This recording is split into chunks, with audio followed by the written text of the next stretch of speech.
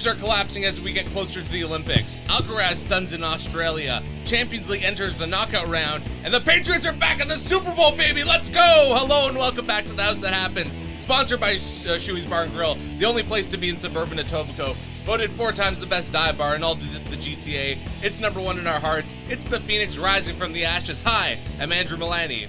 Hi, my name is Cruz, and I just want to say that everyone knows I'm a Tom Brady fan, but I've also heard for a long time that those hardcore New England Patriot fans can at times be a little bit, the reason they're called Evil Empire 101, and now this is... Now we're the First Order. Oh, you're the First Order. Yeah, because like in Star Wars, it was the Empire in the original trilogy, and then the sequel trilogy is the First Order. Oh, God, we got a week of this to come. And 2 weeks. Well, I guess we're halfway through the 2 weeks, but either way. Yeah, either way you're looking at it. Yes, I know. It's... I'm hearing a lot of Patriot shit, and I am definitely going to be hanging with my son in the Super Bowl, and I told him definitely I will wear something of a Patriot ilk. It's now a decision of what I should wear of Patriot ilk, which will be decided by next week. Patriots is Patriots, so I'm happy either way. Please give us a like, please comment, and please subscribe. It really helps us out. As always, Cruz, how's your week so far? Week's been very good, except for the fact that we never got the chance to really discuss the fact that we have this person called Mother Nature who's having a real good time with us lately, as you can well see. Because if you look at our environment or circumstances as you drove over today, it didn't look like this when you drove over to my house last week, correct? Sure. So I'm going to say my first shout out to the week is everybody that drove a plow, a sidewalk sleeper, threw salt, or did whatever the hell they had to do to try to keep things moving in the city because the snow was insane. Didn't you agree? Oh, yeah. You know what I mean? Oh, it's just been cold as balls. Oh, I know that. And my dog Stanley loves it. That's another story. Mr. Angel Maker himself. You know what I really cringed about the weather is that, you know where we're located, right? So I'm turning on CB. I'm aware where we live. Okay, yeah. So yes, this is where they are. They're talking about this storm. And I'm talking to people, and I looked around, and this is pretty insane. I can't remember it, and it's not just me, it's a lot of other people. But the point being made is this. I'm looking up at the TV because I'm feeling like a little boy now. Every time I go out, I got to put on my snow pants. I got to put on my boots. I got to put on my neck. I got to put a toque. Let's put up some hoods. Oh, you should be wearing a toque anyways in the winter. But I usually have 2 hoods. I could put a hoodie and a hood. True. I got hair. I got a layer. You know what I mean? I got some comfort in all this to do. But I'm looking at the news because I always say, if it says -8 and then it says feels like -18, I'll walk 2 blocks and tell you how cold it is. I've been out so much because Stanley wants to go out. But my point being is I was checking to see what it said, and that guy comes on and said, and the biggest drop in the city seems to be at Pearson in North Etobicoke. I said, what? Oh, no. I said, what? And I went, oh, my God. I happen to live near Pearson, North Etobicoke. I shoveled 3 times, bro, and the 3rd time was the heaviest. Damn. I shoveled 3 times. But anyway, for all the people you guys got hit a little bit harder than we did in Vaughan. Yeah, you guys you were next down, but we got nailed with the most, and I was not happy to see that on the news. Yeah. When I looked up and I already shoveled once. When I seen it coming down, I ran out and said, I'm going to take a layer off. This looks like it's going to be pretty steady. So I took a good foot right off to get started and did it again. But this was insane. But for all the people that came and helped to clean it out, and you know what it is? Another thing you find about how cool your neighbors are. Neighbors helping neighbors. I helped the old guy, Frank the mayor across the street. He's a little bit older. His snowblower broke down. How was he going to get out? He's pushing 80 years old. Yeah, Frank, let's get some things going. The girls next door, my neighbors. You see a little bit of community. People come down the street with their snowblowers, helping other people with their driveways. Yeah. Great community. I wish the world worked like that every day. And I wish we didn't have to have a snowstorm to see it. Yeah. Wow. You know what I mean? I mean, people should just talk to each other. I think that would... We try. Yeah. We try. And stop arguing about stupid shit online. Thank you very much. But except on our page. You can argue about stupid shit on The House That Happens stuff. Anytime you want. Please do. Anytime you want. But on any other page, please no. Just on House That Happens. Remember that. That's a good thing. Well, you know what? It's really funny because I say that because even my granddaughter goes, you're nuts, because I got that new speaker for Christmas that I just belt on. And I just walk down the street with the tunes going. And it's relatively loud, you know what I mean? But you know what I say I do that for? Because then that might deter people from trying to engage in conversation. They might just think I'm in the dog or nuts. So I bet you it works. What? I bet you it works. Sometimes it does. I see people come down the street and they run to the other side of the street and I go, okay, I'm good with that. You know what I mean? You gone already? Want some more? No, I'm good. I'm Are good. you sure? 100%? One cup of Java is good. I'm a four guy a day. Anyways, with that saying that much snow, I'd like to do another little shout out because I wanted to check on it. It's too bad, and it's only because I loved the $6 Million Man and the whole concept of bionics. You ever watch that show? Remember all that stuff? My mom has been watching it reruns lately, so I've been kind of like peeking in. I'm like, oh god. Yeah. It's not quite the greatest American hero. That's even more insane. But yeah, I mean, out of like old school 70s TV shows, it wouldn't be up there for me, put it that way. It's bad when I look at it. Yeah. Okay, but in any event, the whole concept of bionics came up, and just it's a drag because I was going to shout out to her anyway, but 41-year-old Lindsey Vonn, she had a wipeout on the last race. Yeah, I heard about it listening to last night's PTI on the way over here. Yeah, she had a wipeout, and because I was paying attention, because this was the last preliminary, and she had made the Olympics. She could go to the Olympics. And I don't know how badly it is, but the great thing about it is, the reason we bring it up is because apparently she's got a titanium knee.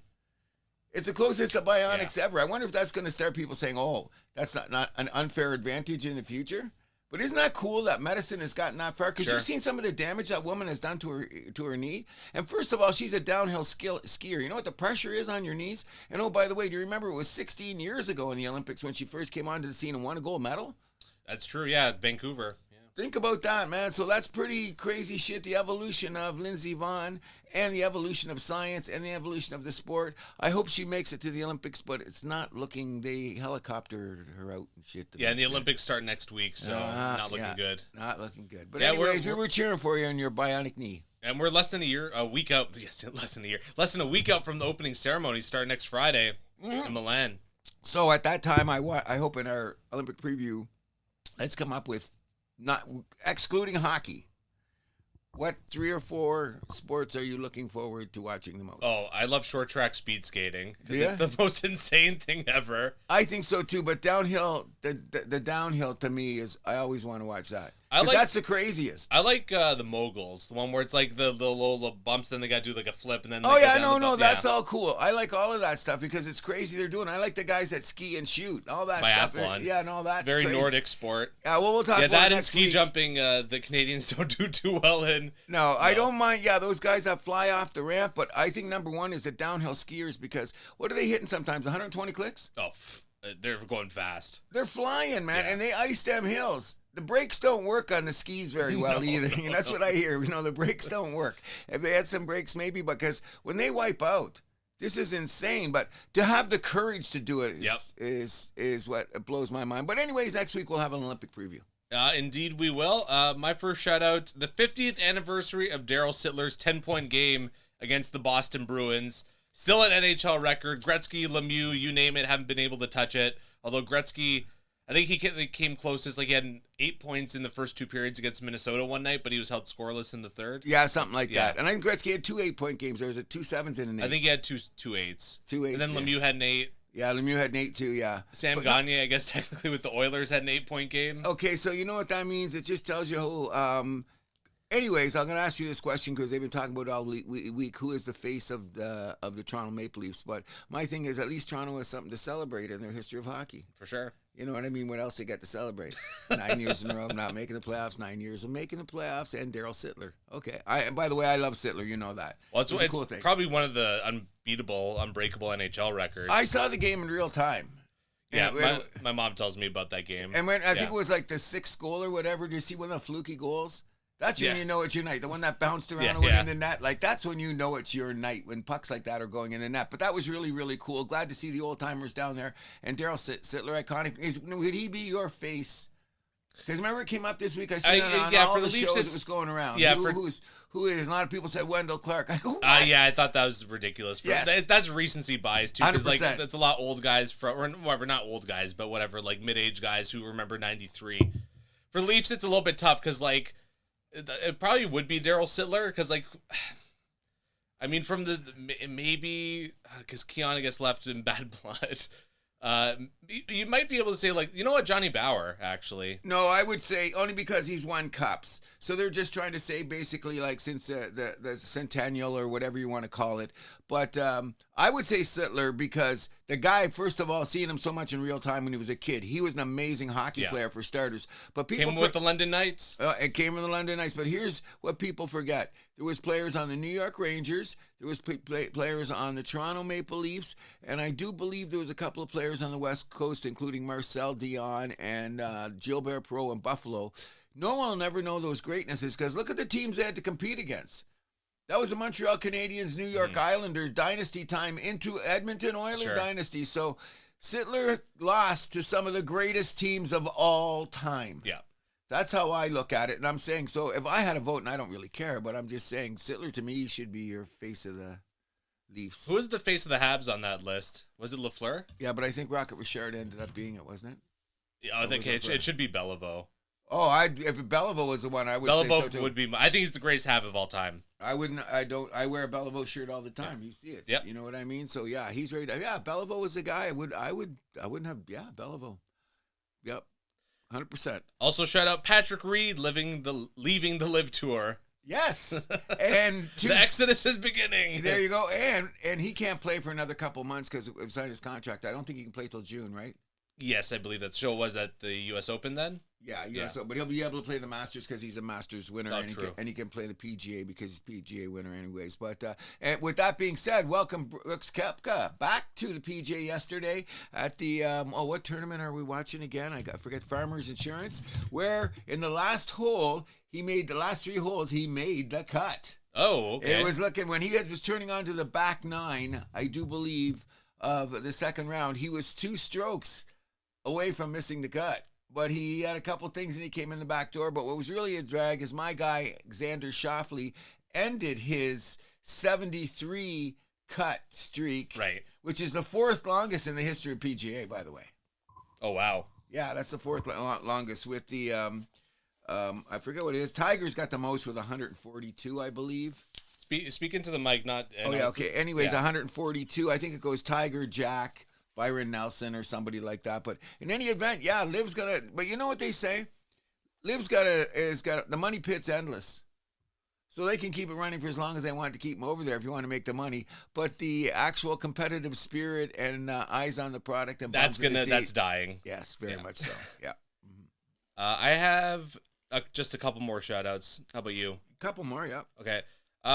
Sid Seixeiro coming back to sports talk or in some way, shape, or form. He really hasn't said yet, but he's put out little teasers on his social media. Yeah, I'm looking forward to that. Is he going to have a podcast? What's he going to be doing? I guess it's going to be a podcast. He hasn't said what exactly yet, though. He's not going to be on TV, though, is he? Rogers gave him the boot. Yeah, I wonder why. Why? Too expensive. Okay. Yeah. It's always money. It's always the bottom line. Sid was great, man. Yeah. Sid was great. I remember when Sid was around, I didn't even know there was an overdrive. Oh, but he's too woke. What? But he's too woke. Oh, I'm making fun. Like, I think that's just Sid being Sid. Oh God, yeah. Oh yeah. Exactly, Sid being Sid. I miss him kind of. You know. What I miss him too. You know, so man, Tim and Sid, that was like the pinnacle of sports talk radio in Canada, or sports talk in general. Oh no, they were great. That's why we're taking over. Thank you very much. I appreciate that immensely. Yeah, big shout out to Sid. Big shout out to Sid. Looking forward to that. Even though he's going to be talking shit about the Leafs, even though it's shit that's probably true. Oh, that's true. We'll get to that in the Leaf Report today. That's going to be a lot of fun. I want to shout out to my boys, the University of Michigan Wolverines, who are currently 3rd in the country under the basketball thing, going into East Lansing last night and beating the number 7 Michigan State Spartans on national TV on Fox on a Friday night. Great game. It was tied with 3.5 minutes left. No, Michigan was up by 1 point with 3.5 points left. We won by 8. We will start around Valentine's Day. We'll give you a little warm up on the March Madness, which is to come. Well, especially after football, after the Olympics, we'll have a little bit more time. We'll give it a little bit of a shout out. But I'm just pointing out, not that I'm the biggest Michigan guy around, but going into Lansing, and Michigan State's number 7, and Michigan's number 3, and I think it's the first time the two of them have both been in the top. Like the top last 10? time, yeah, but they were in the top 5 the last time they played about 12 years ago. So, anyway, shout out to my Michigan boys. Shout out Blue. An unfortunate shout out. Our rest in peace to Catherine O'Hara, Canadian legend, Canadian icon, Schitt's Creek, Beetlejuice, Home Alone, of course. Passed away at 71 yesterday. Wait a second here. You missed one thing. SCTV, of course, yeah. come on. And she was on SNL for like a couple episodes before she's like, this is fucking nuts, and she left. Yes, but no. It was the, what's his name? Dick Evers. It was the Ebersol era. Yeah, that's true. But in any event, she was magic on SCTV. Sometimes I used to think SCTV was funnier than Saturday Night Live because of the reoccurring characters. Yeah. And how they kept coming back. But tremendous loss, tremendous Canadian icon with a resume that's just amazing. And like, how many people have come out just to validate the fact that she's one of the funniest comedic actresses of her generation and probably of all time. Yeah. God bless her. Condolences to her and her family. She was great in Beetlejuice. She is. She was just great. Good in Home Alone too, but in Beetlejuice she was just off the charts. Well, Home Alone is going to be the one, like, she's going to be, that's, like, going to immortalize her, because that's a Christmas classic, right? Exactly. Yeah. But the performance in Beetlejuice was hilarious. Yes. Yeah. And she's the voice of, in The Nightmare Before Christmas, too, one of my favorite movies. She's the voice of Sally, yeah. That's right. Got you there. Just your last shout-out now? This is we started. Last shout-out. Okay, we saved this shout-out for the end because I have deemed this to be historically, especially in the time of my life, something that I never possibly thought could happen, though we've had people kick at this before in a variety of ways just to show that I don't know why they didn't like somebody or it was personal preference or whatever the case may be.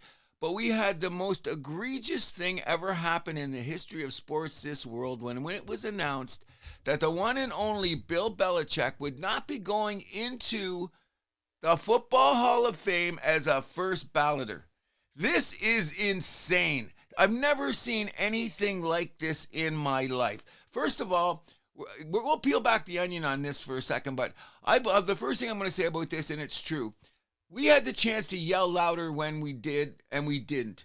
We should have yelled louder when Brendan Shanahan scored 600 goals and was not a first ballot Hall of Famer. How do you score 600 goals and not be a first ballot Hall of Famer? We know that Brandon stepped on a few toes in his career. Does that mean that they decided he couldn't be a first ballot Hall of Famer? Well, and also the process of going to the Hall of Fame is like where you only have so much on your ballot, and you're like, well, what about this guy's been waiting? And then people start to play that game, okay, right? Well, so the whole Hall of Fame, the whole process of getting guys in there is a little silly. Okay, so we'll get to that in a second. So I'm just going to give you the examples that we should have jumped on. Especially in football and baseball where you can get off the ballot. Like hockey, it's unlimited. Like you can just keep rolling it over, right? Okay, so when you look at it, when you put it that way, okay, we had that. We had Chris Carter, who never got along with the press and even lost his press job when he got one. He was not a first ballot Hall of Famer, which is insane. Robbie Alomar, we know all about that one because the City of Toronto writers let it be known that they were not going to let him be a first ballot Hall of Famer, which I think is insane. And of course, best second baseman of the 90s. Oh, maybe of all time. And then we had the Terrell Owens one, which we all got to see in real time with our eyes. Another guy who stepped on a few toes. Okay, so now we're going to get to the point right here. What is the resume for a Hall of Fame first ballot coach? Well, let's look at Tom Landry. He was first ballot Hall of Fame head coach, wasn't he? Chuck Noll, wasn't he a first ballot Hall of Fame football coach? Don Shula, first ballot Hall of Fame coach. Now, we're not going to go through all of Belichick's accolades because we already know. I mean, look, we're just going to already talk about Evil Empire Part 2 is coming, all right? First order, baby. So your argument about that, well, what about people in the future? Because one guy has come out, because they should out all these people. You should have to know in public. If you got the balls to do that, then you should be able to put your sign your name, show me I the agree. receipt. The Hall of Fame is in any sport are never going to do that, though. Okay, so let's look at it this way. One of the other stupider things I heard when you were saying about that theory, one guy came out and said, oh, well, you know, the process says that this means we only get these guys and they were older and they should maybe get their last chance to get in because I can assume that Bill Belichick is going in. What kind of asshole are you? Assume. No, that makes an ass of you and me, buddy. You should have put Belichick on the ballot without even thinking. You should have walked in the room and should have been Belichick. We'll go from here. Now, wait a hold second. on. The worst line I heard was the guy who said, oh, I'm 95% sure I had Belichick on my ballot. I'm going to get to him in a minute. I'm going to destroy that motherfucker. Come on. That's the worst, okay? Because I'm going to come in with my conspiracy. How stupid are you? Let's just go with your resume. What is your resume? Not if you're from Oklahoma. Not because you didn't like him when he was a defensive coordinator as the New York Giants. Not because he gave you a bad press conference in Kansas City. What was his resume? We all know his resume, okay? So, Cruz, what is the big deal? This is egregious, people, because I think one of the best things said is when that guy came out with that, hey, some of the guys he picked, L.C. Greenwood, I seen him in real time. He was part of the Steel Curtain. He was amazing. I didn't know he wasn't in there because there's 4 other guys on the defense in there. Mean Joe Green, my boy Jack Lambert, Jack Ham, etc. Okay, I didn't realize that. Then there's Roger Craig. Roger Craig has been the talk about being in there or not. Tyrell Davis opened the door to him, but I seen him in real time. He looked like a Hall of Famer to me. Ken Anderson. He was the first guy with the wide open offense that we see today because. What was the famous coach in San Francisco that won all the time? Oh, I'm having Joe Montana's guy. But anyway, he started that. Yeah, he started the West Coast offense in Cincinnati, and Ken Anderson was the first one to do that. And Ken Anderson did get to a Super Bowl, but that's another story. They were all great players. But when you look in the room, I've heard 2 things that make me go crazy about this.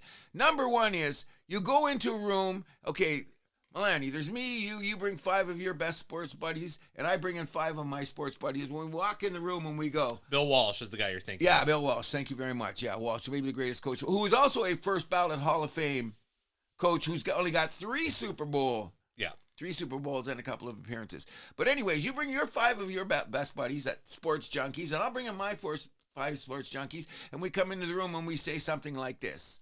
Michael Jordan, yay! What does that mean? Okay, that's it. It's over. Then we say Kelly Tripucka. Okay, that's how simple it is. You know what I mean? That's what drives me crazy. If you just go into the room with people that know sports, not people with attitudes, egos, and trying to prove a point. Like the idiot that did not vote for freaking Derek Jeter, or the idiot that did not vote for Ken Griffey Jr.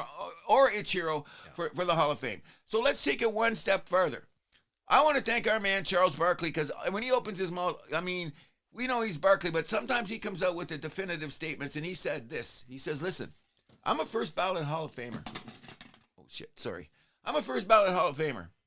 He goes, you think I sit at the same table as Jordan, Kobe, LeBron, Kareem, right, Bird? He goes, nah, I sit in that room over there. So it doesn't become a house of plaques or the house of the very good. Either you're a Hall of Famer or you're not. But exactly, the bottom line is, if you're a Hall of Famer, there is levels to this shit, and that's why Canton is so freaking, you know what I mean? It's the Mecca. Just like Cooperstown is the Mecca, because this is how it's supposed to be respected. But like you have said, the process has now got what? Come on, I'm absolutely flabbergasted. Next thing is when you look at what Deion Sanders had to say, and he's going, how did the pendulum get over here? Because sometimes the same process that does stupid things like not put Bill Belichick in on the first ballot, put somebody in there that might not be a Hall of Famer. You know what I mean? For whatever reasons. Or we have the new bracket that we had to have in baseball because the writers have already proved they're such fucking idiots that they didn't even do it right in the first place. So anyways, all I want to say is this, and big guy, this goes out to you. This is the most egregious, ridiculous, beyond anything I can possibly imagine happening in the history of sports in my lifetime, that Bill Belichick is not a first ballot Hall of Fame coach in Canton, Ohio. I can't believe it. I'll be ranting on this every time. I'll say, you got Belichicked. That's what I'll be saying, because this is so, and you know what? Here's the real egregious part, okay? You brought up one guy. His name is Bill Polian, okay? Okay. He's the 95% guy, all right? Let's look at his resume. Now, call Cruz a conspiracy guy, because Milani loves to call me that. But let's do the math here. He was back there in the days when the Giants were beating Buffalo, and he was a coordinator. Then Belichick was beating him where? In Indianapolis, kicking his butt all over the place. Oh, by the way, do you know who's going into the Hall of Fame in Canton this summer as a builder? No. Robert Kraft. Oh, okay. Oh, he is going in? He's going in. And do you know that there was a very large campaign led by Bill Polian for some reason to get Robert Kraft into the Canton Hall of Fame? Okay, so he's going to go there.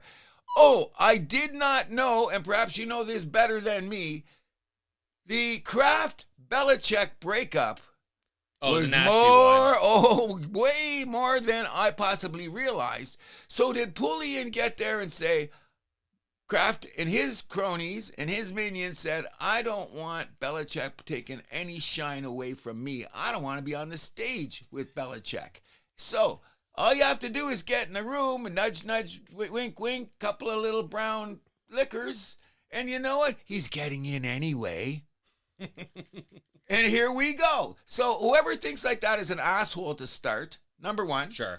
That you're an asshole. Number two, if you think that you're going to let some old-timer guy get in because you feel sorry for him, that's an asshole part two. And number three is the number one reason we have these sacred meccas of sports is because we base it on resume. What did you do to affect the game that you played in your career? Let's take it for my final statement.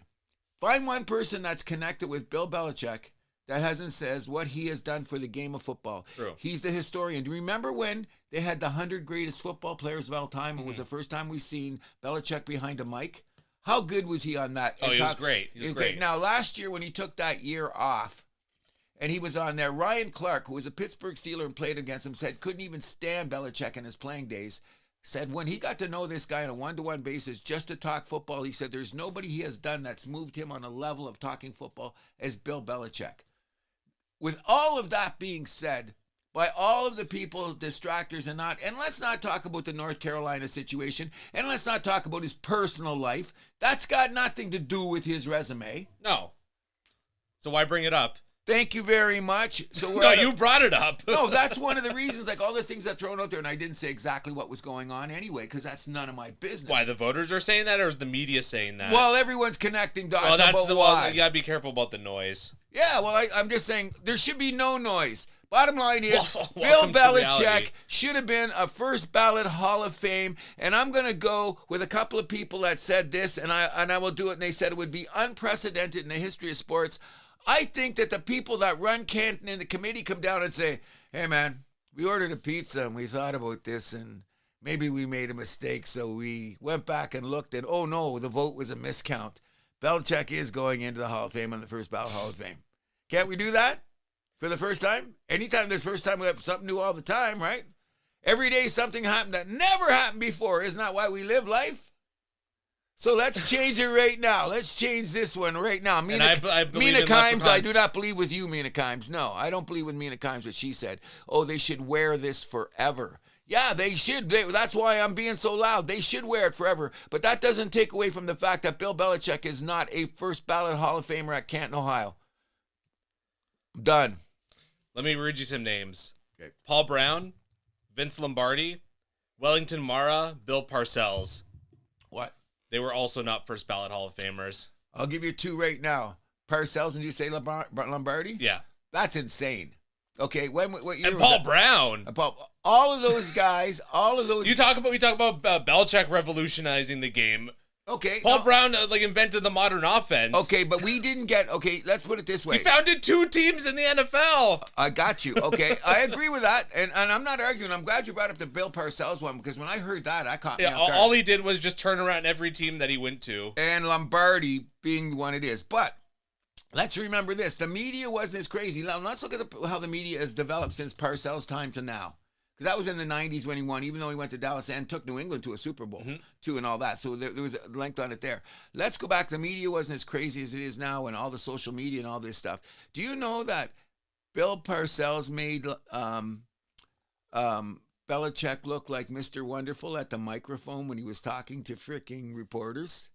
Yeah. Oh, let's set the Bill. Bill's Mr. Wonderful. We're gonna do this. Do you know how many times Lombardi spit in like reporter soups? Oh yeah. You know what Paul Brown used Vince to Lombardi was not a pleasant gentleman. No, definitely not. You know what Paul Brown used to say to people? I'm Paul Brown, bitch. Okay, he was one of those guys. And how long has Paul Brown not been around? When did he start this? In the 50s? This is Paul Brown. But Paul Brown was I'm Paul Brown, bitch. Yeah. Okay, that's what Well, he was. Belichick didn't have any ego things at the mic, too. He wasn't as bad as Bill Parcells. He just did it a different way. Different way, but that doesn't matter. This is what we should have yelled in Bill Parcells' day. You can't be doing that, because here's another thing you're going to say, which we didn't bring up. Here's the underrated part of it, though. Like, if you're in an industry, like this is like they're industry awards, right? So like, yes. I don't know. Like, I don't like at the same time. Like, it sucks that Belichick isn't in, but like I'm not gonna feel bad for the guy. He's gonna get in eventually. No, I don't feel that way. It's just, see, that's new school thinking. I can't accept that. So that means how does it affect your life?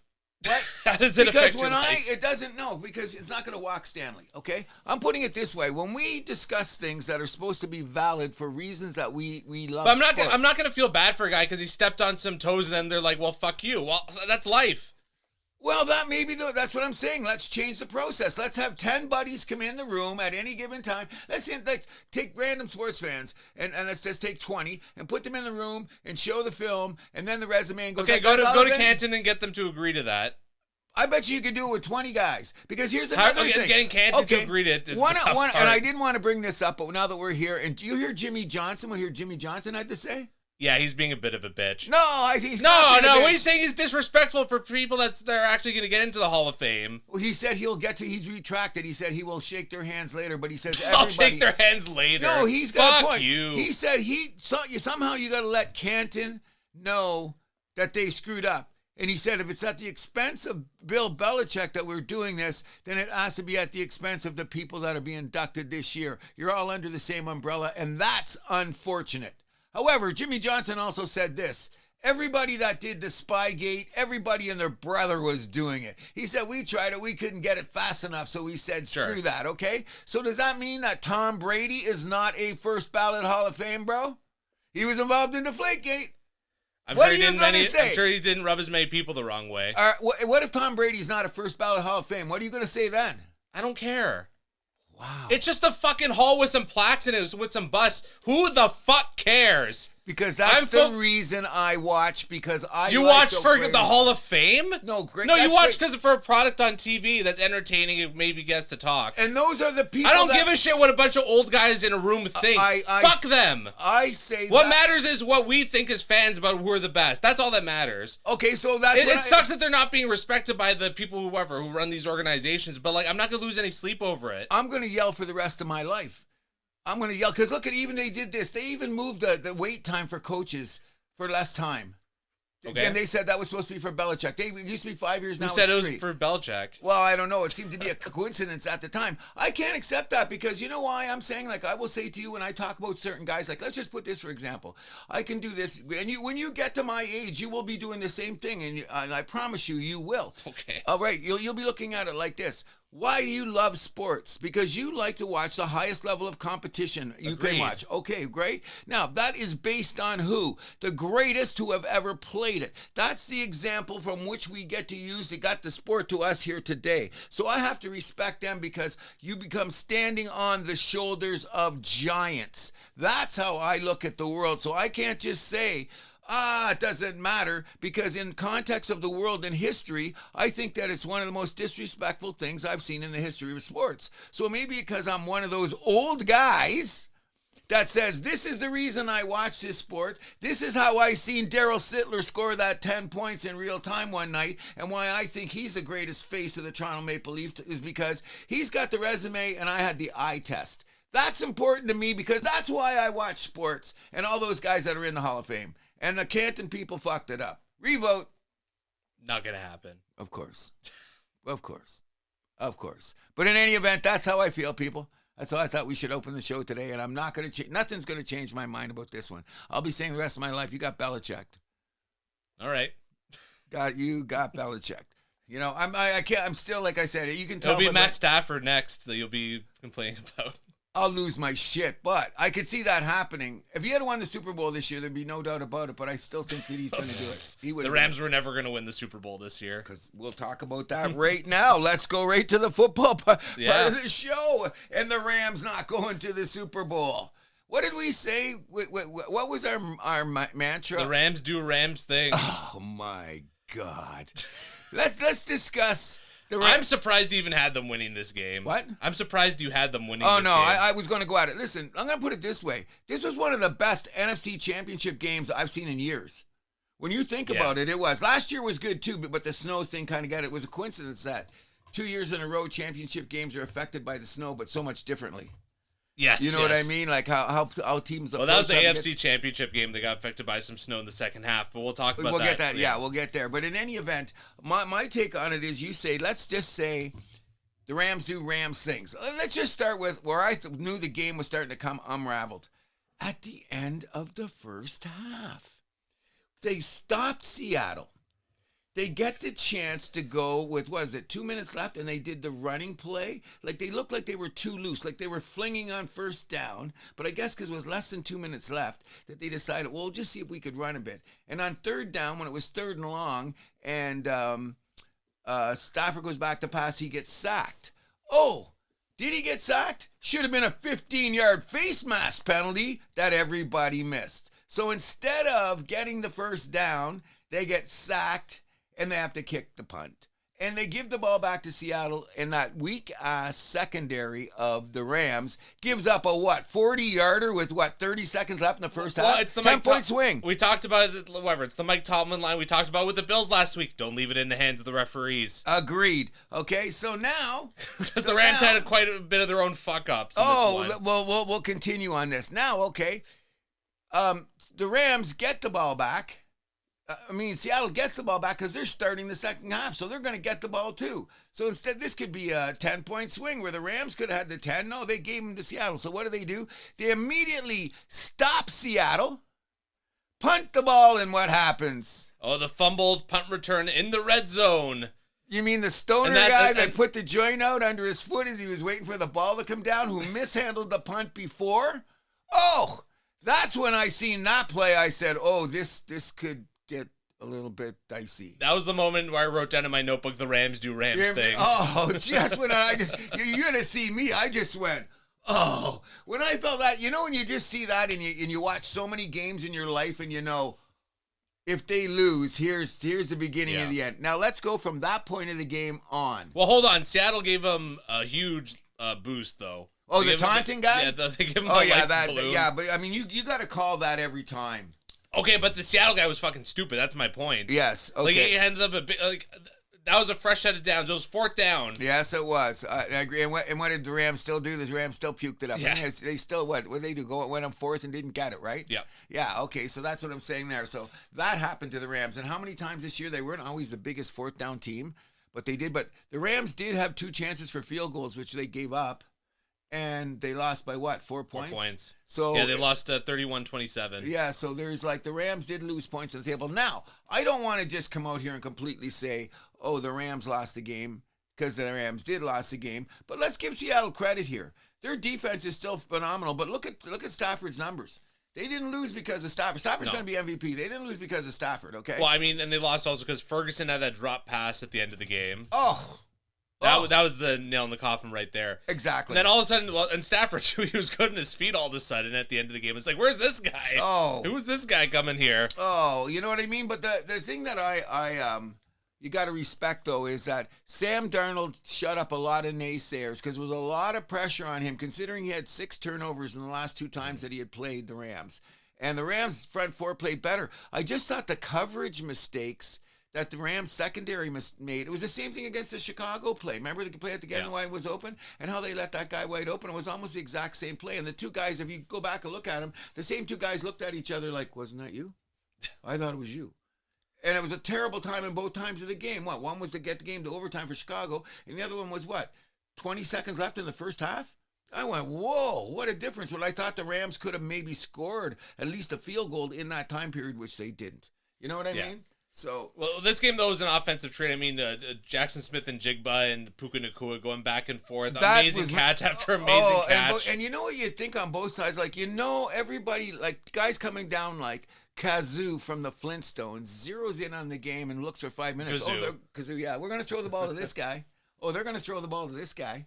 He's watched the game for 5 minutes in his life, and you know who the guys are, right? I feel bad, too, because, like I said, Stafford throws one of the best balls you're ever going to see in your lifetime. Sure. You know what you're going to see, and you know what's really a drag is when there's more than that other one. Like he put the ball in the guy's hands about 3 times. Now you can't say that they're drops because I've heard this from Golden Tate years ago when he first played with the Lions, who he still claims is the best quarterback he ever played with, is Matt Stafford. He says when Stafford's ball comes in on you, the spin and the speed. It's like the Brett Favre theory. These guys throw just a little bit more pepper on the ball, and you better be ready because if you don't, it's in and out of your hands. And look at what those drops Sure. are on the Rams. The in and outs, like they'd still be decent catches, but they didn't get them. You know what I'm saying? And hey, that's football, isn't it? I guess that's the difference between a first and second ballot Hall of Famer. Well, we're going to have to wait and see, but don't start that because I'll just get pissed even more. And you know what, though? Everyone knows it now. Here's the question. Just think about this. At the beginning of the year, people were making jokes about Stafford going into the Michael Jackson chamber. Yeah. Yeah, is his back going to be okay? Can this guy even play? And he gets to the No, he ended up being okay. Yeah, and not only that, he's probably going to win the first MVP of his life. And that's a coin flip. Oh, I think he's going to get it. And this is what? His third... I mean, I hope he gets it just so the curse doesn't affect Drake May going into the Super Bowl. Well, that's what they say, but I'm not. I maybe support New England, but I'm not confident in their ability to win this game. That's for sure. Oh, well, I mean, you haven't been confident in New England all season, so keep the train rolling. Okay, that's what everybody's Keep it saying. rolling. The same thing with, it was Gronk the other night on Jimmy Fallon. Will this be his 4th year in a row blowing the Super Bowl call? And he picked New England. So that was broken clock is right twice a day. So. There you go. But in any event, I really thought it was a great game. It was just highly entertaining, high quality football, except for the few mistakes that you see there or when the penalties come up at the weirdest times. You know what I mean? It's always a part of like a stain in the movie. You know what I mean? When that scene comes up or whatever, you go, what a time. Like, okay, that guy was an idiot. The taunting guy? The taunting guy. Right in front of a referee, too. Was just that guy. Dumbass of the year. Oh, nominee. yeah, no. It was just so bad. And you have to call that when you're course. When you're that ridiculous. But to miss the face mask, you know what I mean? Who was calling the game? Was it Romo? No, it was Fox. It was Fox. It was Burkhardt and Brady. Oh, yeah. But Brady immediately, something funny there.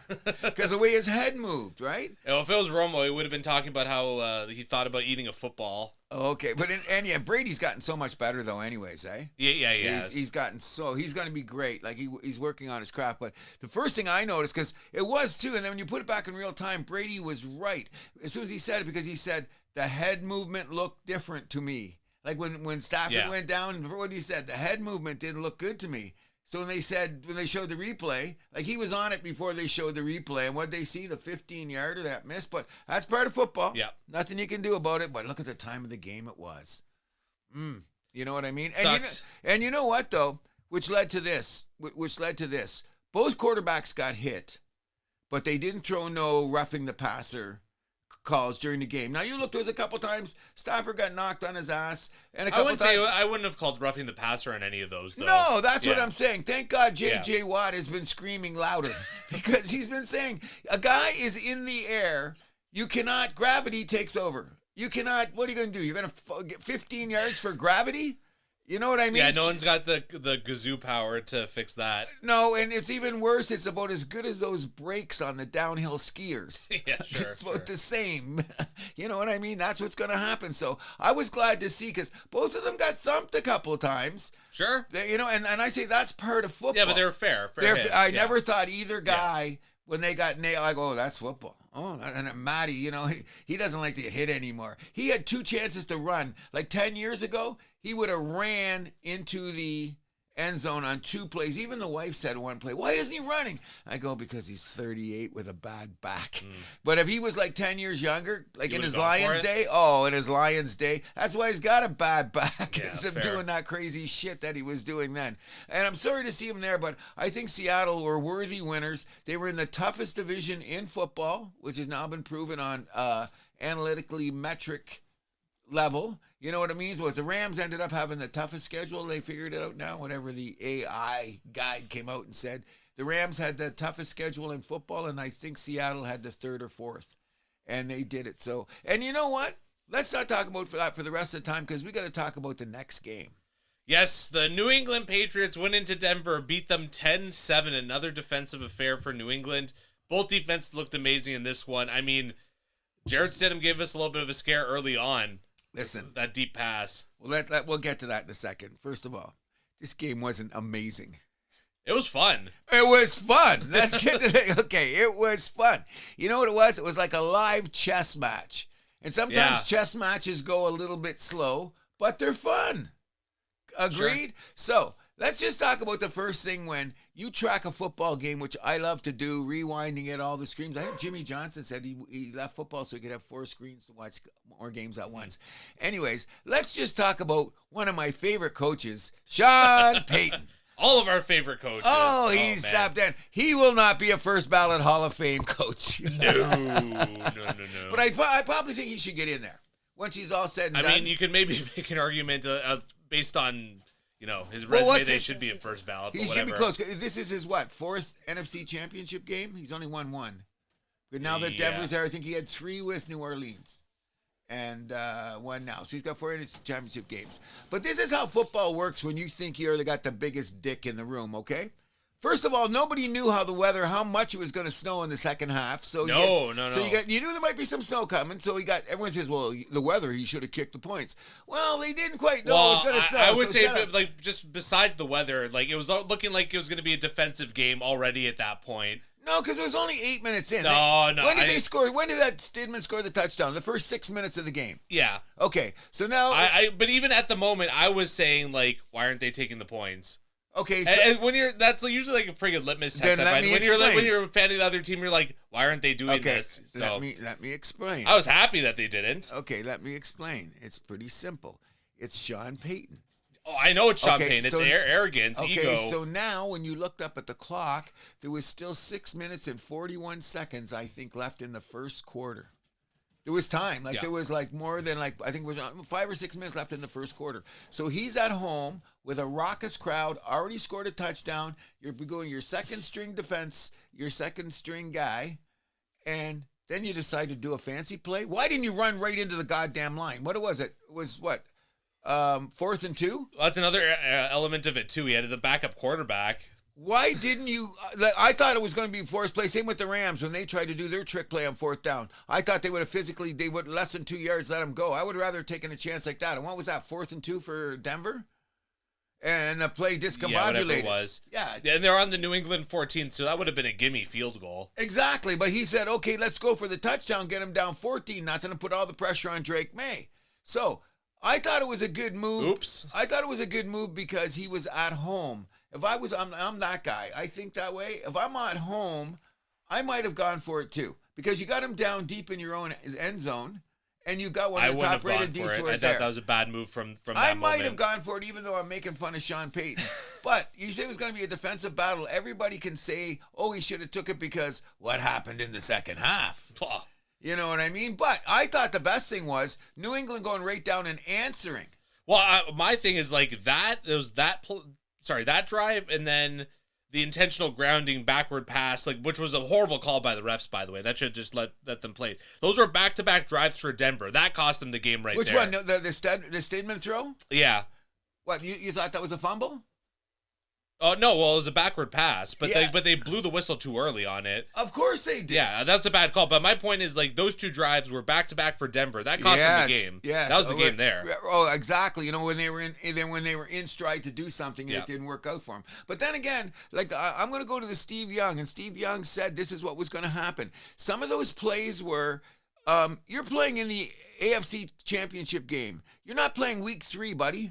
And you haven't thrown a pass all day, and you're in the circumstances and the speed and level of the game at that time. What did he do? He hesitated when he was throwing that for a second. He who hesitates lost. Why? Because he hasn't played all year. And that's one of the plays that played out that you knew was going to get to Denver. Not that it was because of him that they lost, but his ability not to do things at certain times was due to the fact that he didn't have the reps, in my opinion. Oh, of course. You know what I mean? Come on. That was the obvious thing in the game. And you've seen it a couple times when he made those stutter steps. Everybody knows he who hesitates.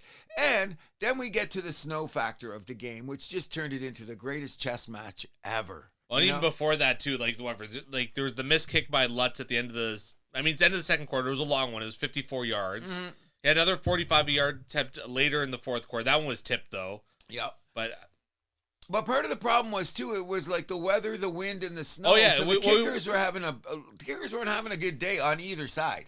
No, they were not. But, I mean, it went from clear to snow to blizzard pretty quick. Yeah. Like the time was coming. But I like the fact that what happened was New England got some first downs because they refused to throw the ball. Yeah.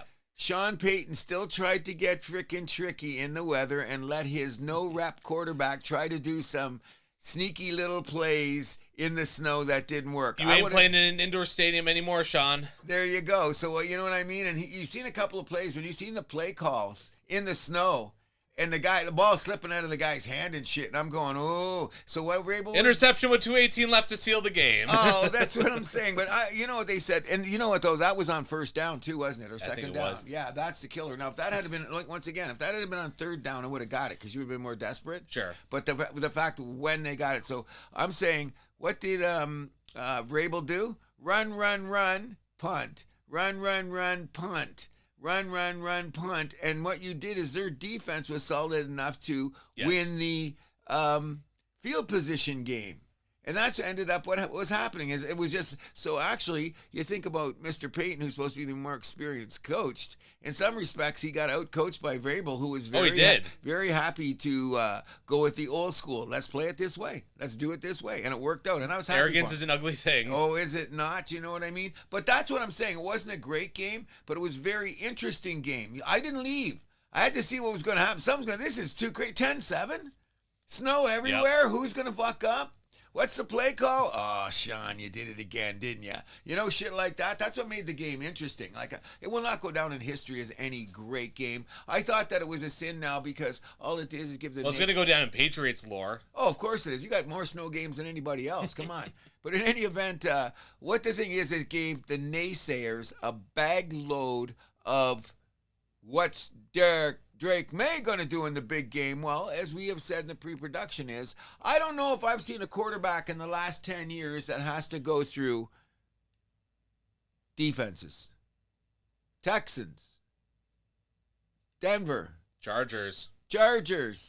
That's 3, according to metrics, top 10 defense, 2 in the top 5, or 2 in the top 6. So that's 3 of the best defenses in the NFL that they had to play against. And they've only allowed, 28 points all playoffs? Agreed. Now, they're going to say, well, that's due to the fact they were in a snowstorm at a game and nobody could score. It doesn't matter. They did what they were supposed to do. They played the chess match. I know we kept Houston and the Chargers to pretty low scores, if I recall, too. Well, I think the difference is going to have to be in this.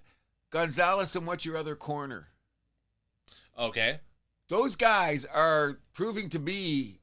They have a 4-man rush sometimes, and you guys do that 3-man shell where the linebackers drop back. Your 4-man rush is doing it for you, and not only that, your linebackers are going into the A and B gaps real quick. Whatever the thing is, they've got them there, the way they split it, the way they're playing their defense. So let's not take away from the fact that it all starts with those corners got their guys covered. You know, that's huge. Yeah. Did you see any of Sutton? No. Did you see what was Buddy's name? His other guy. Well, Sutton made some catches late. But that didn't matter then. And what's the white dude's name? Conkey. Yeah, Conkey, whatever. Where was he? Didn't he get banged up anyway, I believe? But in any event, as it went along, I thought the chess match was in. Vrabel is just like, he's so old school. He's the old school more, him and Dan Campbell. Like, we see coaches back in the day, that's the way they were. We'll take advantage of the power struggle that went on in Tennessee that got him ousted. And then the GM, did he get fired like a year after that too? Oh my God. That just tells you what's going on, which is going to say a lot about the coaching hires that have gone on now as we speak about it. But a little bit more about the Patriots. So first of all, congratulations, Stephon Diggs. He was the guy with the most receptions to not go to a Super Bowl. Now it's Devontae Adams who has the most receptions not to go to a Super Bowl. Oh, so good for Stephon Diggs despite his legal issues. We'll just leave that there. Yeah, we won't bring it on. He might be busy when the Super Bowl is over. Patriots first team to go 9-0 on the road in NFL history. Got to give them credit, you know what I mean? And they're going to say, well, what about the Brady team? They only had 8 games to do it at that time. That's all. Yeah. First team to reach the Super Bowl after a 13-loss season. That's maybe the most incredible. Yes. After a 13 loss. Yep. Might be the only time we see it because wow, that's incredible. Yeah, the turnaround the Patriots had this year, like going into the season, I'm like, well, maybe they can get 10, 11 wins. But here was Here we are the in key. the Super Bowl. Here was the key, though. You knew that the offense was working on things, and their O-line is still a work in progress. Yeah, okay? Will Campbell, left tackle. I mean, he's a rookie still, but he's got a little bit left to go. Okay, but you guys, what it always boils down to is what they say. It's not how much you pay for free agents. It's the free agents that pay that fit your system. You guys got 3 guys. One of them's that other corner, that linebacker, and who else? You signed 3 guys, anyways, and all I know is of the 3 guys, they've all been huge. They're Patriots. They're Vrabel kind of guys, and Vrabel was involved in saying, I want this guy and this guy and this guy, because he was looking around the league. He played for Tennessee. He knew what he wanted. That's the key to having your team, because what you do is you pick up components that match the scheme, the program that you're running. And New England played it to a T this year. You know, God bless Vrabel. God bless them all, man. Like, people don't realize how hard it is to get to the Super Bowl, and here's the New England Patriots back again. And their record is extending 12th Super Bowl appearance as well. Nobody's even close to that, right? No, Denver's got 9. Denver would have been up there too. Denver's been to 9 Super Bowls? Or is it 8? Okay, they went in the 7th. I know they've been a bunch of times with Elway in the 80s and they lost. Okay, they went to 5 Super Bowls with Elway and won 2. 1-2, yeah. Okay. They went to 1 in the 70s. They went to 1 in the 7. That's 6. Peyton took them to 2. That's 8. So they've been to 8. They've been to 8. So I don't think anybody else has been there. Steelers must have been to like 9. 9? No, 8? I think they're 8 too, because they lost 2, right? They've lost 2. Yeah, they lost 1 in the 90s and then they lost the one to the Packers. Yeah, because Tomlin lost 1 in the Super Bowl and Cowher's lost 1 in the Super Bowl. Cowher lost to Denver, wasn't it? I believe so. No. Sorry, they're both same conference. Who am I thinking of? You lost to Green Bay. I think you're right. Yeah, it is Green Bay. It's Green Bay. So in any event, so what do they have? Both of them they lost to Green Bay. That's funny. Yeah, that's 8. Wow. That's 8 appearances for them, but nobody's touched. This is what, New England's 12th? 12th, and then if they win, they'll have control over the most all time. Yeah. Congratulations Crazy. to the New England Patriots, man. Zach, I'll have some gear on you. I'll be with you for New England. Don't worry about it. You know what I mean? Your flag is planted. We know that. You got to see his Drake May shirt he'll be wearing. It's hilarious. So the Patriots are opening up as 4.5-point underdogs to Seattle. Over/under set at 46.5 as of now. Were you leaning, or do you want not to show your hand yet, or? I think that the over/under is a little bit over for me. That's all I'll say. Yeah. Okay, but I'll save my pick for my back pocket. How's Okay. that? You know what I mean? So let's go around the league. So the Steelers hired Mike McCarthy as head coach. Interesting hire, eh? Yeah, I did not see that coming. Neither did I, except for one thing. He's a Pittsburgh guy. He is. He's a Pittsburgh guy. He grew up his football, everything football. Did you see him at the press conference? No. He was insanely emotional just because you knew that he grew up a Pittsburgh guy. You know what I'm saying? He's a couple years younger than me, so he watched the Steel Curtain. He, like, when he grew up, his team, like yours, is New England. I'm the Lions. He was the Steeler guy. So to come full circle and come back and be able to coach the team, I thought it was genuine, authentic, emotional. But he's a good coach. I don't know how far I'll take him. I don't know. I feel like the Steelers traded mediocrity for suck. That's what they're saying. But you know what? He got ran out of Dallas. He had a couple good seasons in Dallas. And it wasn't that good. Well, I think it was more because of 1 year that Dak got hurt on him. That helped it too. But remember, not only did he win a Super Bowl, he went to 3, isn't it? NFC Championship games. Yeah, and they kept getting blown out half the time. No, one of the games was that crazy game against the Giants where the ball slipped. Aaron Rodgers slipped. It was a weird play in overtime, went the other way, but it was a weather type thing, and all of a sudden the Giants went to the Super Bowl. Like, it looked like Green Bay was going to be playing. New England. It was going to be everybody wanted. Rodgers against Brady. Remember that year? Everybody was screaming for that. And what happened at the end of that game? Something weird. Did Rodgers throw an interception, but it was tipped? Because I remember Rodgers was on his knees, and it was in Lambeau. But that doesn't matter anyway, because Green Bay's been to a few, too. They've won a couple, so. It's been a while. I just hate when they bring up the stat of what teams have never gone to a Super Bowl. I wonder why. That's another story. So Daboll's getting hired as the Titans offensive coordinator. That's interesting. Good Canadian boy. That's interesting, isn't it? I mean, I think he's more of a coordinator than a coach. So this is more fit to his role. He's got a good young quarterback. I agree. I mean, he could nurture him like he did Josh Allen in Buffalo. And then the Brady got hired, and I'm going, he looks more like a coordinator than a head coach to me. But so speaking of that, Joe Brady, the offensive coordinator of Buffalo, gets promoted to head coach basically because they were worried they were going to lose him. That's what I've been hearing, yeah. So they should keep him anyway. And he's a great football guy. Is he going to be a head coach, though? I don't know, but that's still to be seen. Did you see him on the McAfee show? No. He was hilarious. Joe Brady? Yeah, he was absolute football guy. You could tell, right? Oh, this guy is a football. But some guys are whatever. He actually, I think, got a boo. I didn't see it yet. I just heard, but I also heard he got an appearance on Overdrive this week. So he's. I did see a bit of that. Yeah. I didn't see that part. I just heard that he was going to be on Overdrive. I didn't see it, but I did see him on the McAfee show. Yeah, 100%.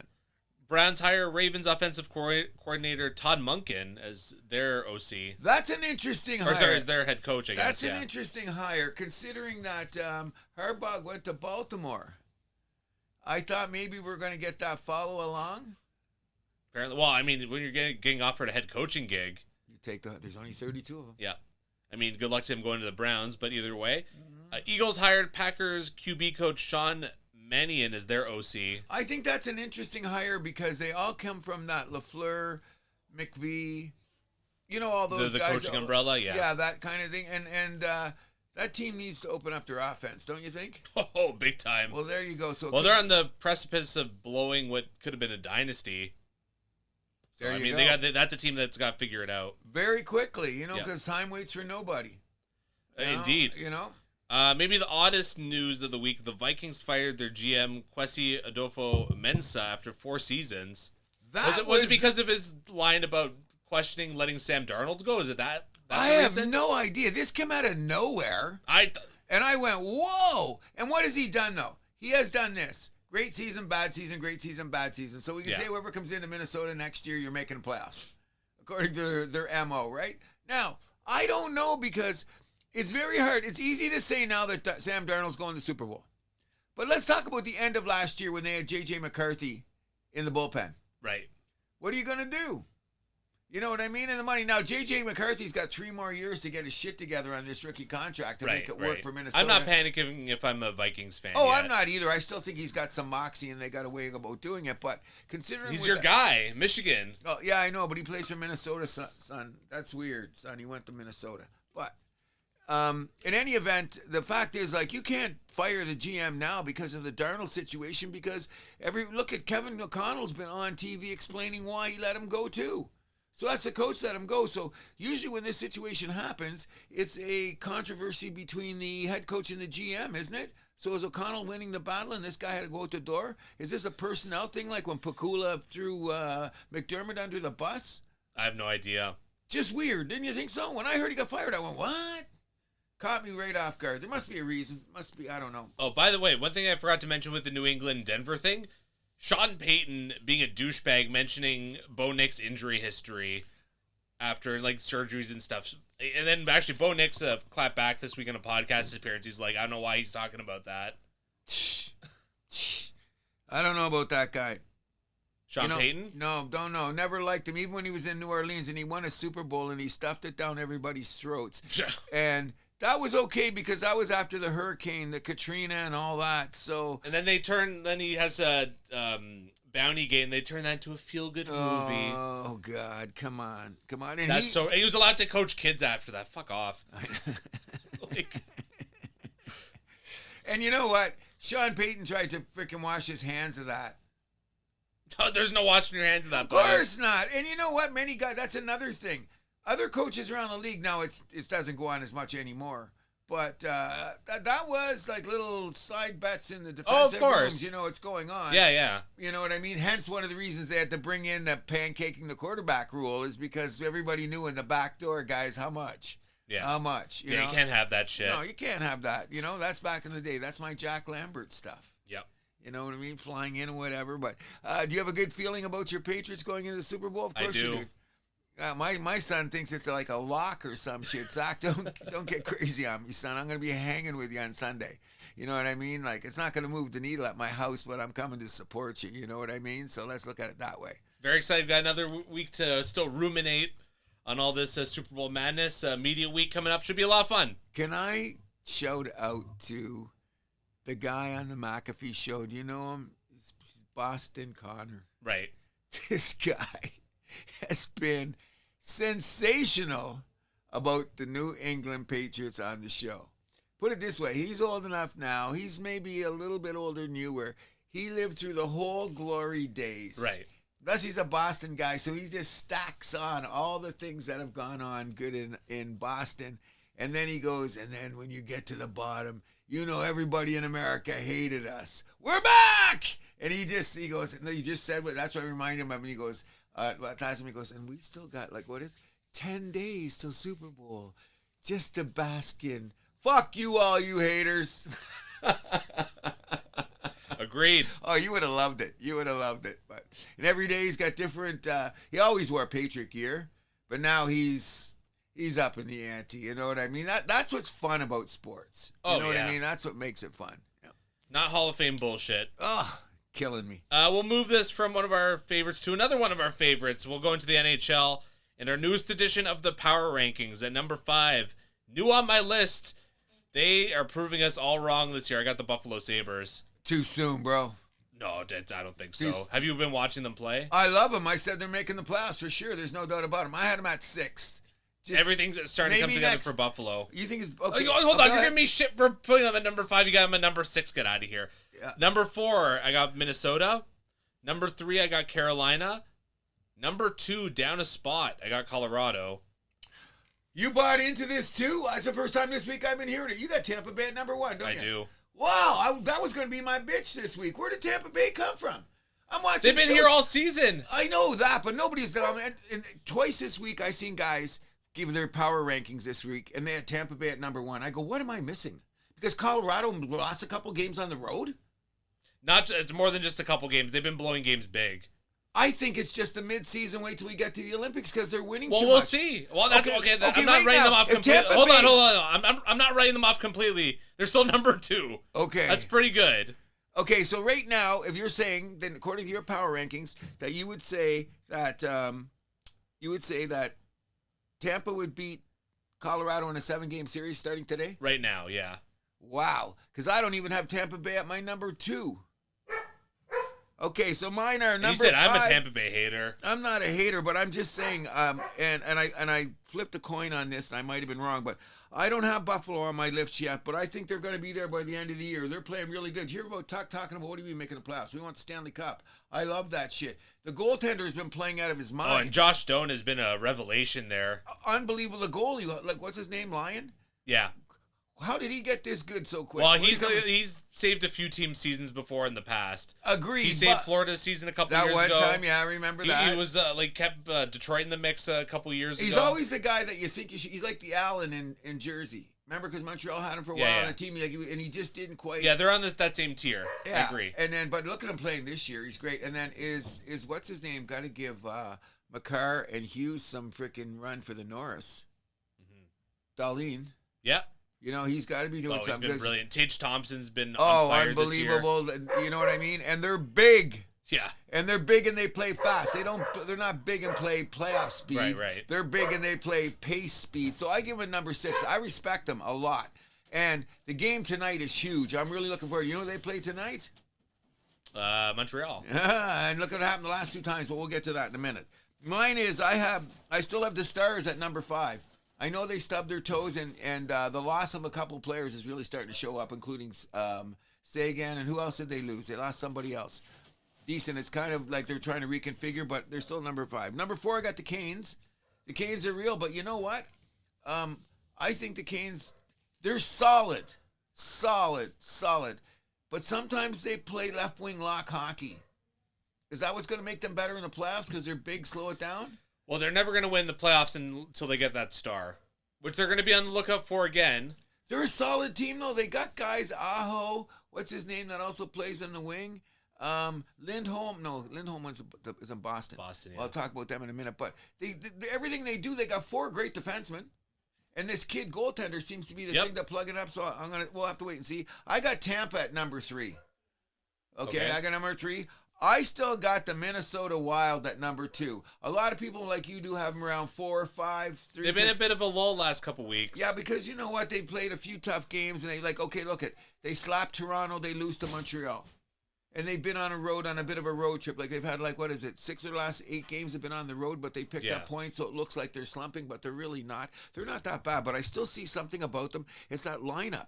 Look at their lineup, man. They've got. I know they're killer, but they still need another center, which I guess I'll just say now. I don't be surprised if JT Miller gets traded to Minnesota. I heard he's not. Unmovable. Really? Who's the general manager of New York again? Chris Drury. Yeah, I heard Drury come on a show and said that everybody's look at they benched Panarin because obviously somebody was talking. There was some talks. They said, but Panarin's not getting moved until they get unless there's an extension in place.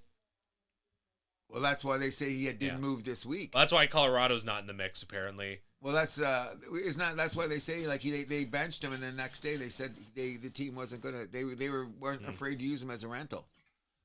Because the player has so much power, he doesn't want to move twice. Well, that's what you negotiate for the no trade clause. That's his right. That's why you get. Oh yeah, no, I'm not moving anything against him for doing it. I'm just saying, I understand that completely. But I really like Minnesota. I like them there. Like, do you think that? And of course, I got the Avs at number 1, even though they were a little bit trouble this week. But I was going to call you back after the game on Thursday night. If you look at the stats, it looked like Montreal was really good. But as I just hung up the phone from talking to you, Dobich was stunning for 10 minutes. Like for 10 minutes, I'm talking about this 10 minutes. Montreal couldn't get to the blue line. We couldn't get to our own blue line. Like they were having point blank shots, and they had what? I couldn't rewind it. It was on there. They were showing at the who was the commentator? Not Frankie Corrado, but the other guy. Was it Mudryk? No, it could have been Baran. Marty Baran. Oh, okay, like one of the analysts. Was an analyst came on, and they were just showing like they had in a span. I think it was from the 4-minute to the 10-minute part of the second period. Colorado had not shot attempts. Them had 6 point blank, high energy shots at Dobich. Those are 6 high energy shot attempts. No, they're not. They're shots on goal. On goal or shot attempts. They were still on goal. Which are shot attempts. He had to make saves. To make a shot on goal, you have to attempt it first. Remember that. Yeah, I know. That's when you missed the green. You attempted to get it on there. I got it. When you tried to make the 3-pointer, you missed. No, but even if you do it, you got to attempt it first. That's logic. I'm going to go to my grave shot attempt. They flashed it on the screen the other night for a quick thing on Sportsnet. And I went, what? What were the shots on goal? 18-14, and the shot attempts were 72 to 65 or something. And I went, I give up. I give up. Like, come on. I see the shots on goal.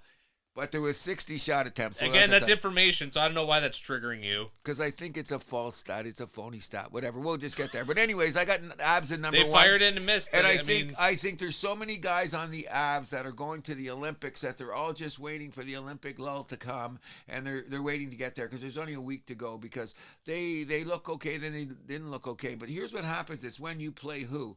When Colorado got to Toronto, what happened?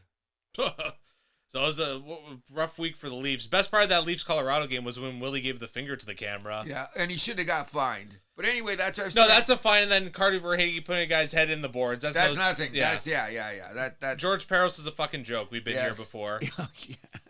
Especially has Leaf bias because Colton Orr ruined his career, or whatever, ended his career, I should say. Well, whatever the case. Well, he was dumb enough to be in that position. Yeah, there you go. There you go. But in any event, which will bring us right to one of my favorite segments of the week, the Leafs Report. Yeah. So how you doing now, bro? 6-game losing streak, as I'll call it, first time since 2000 and what?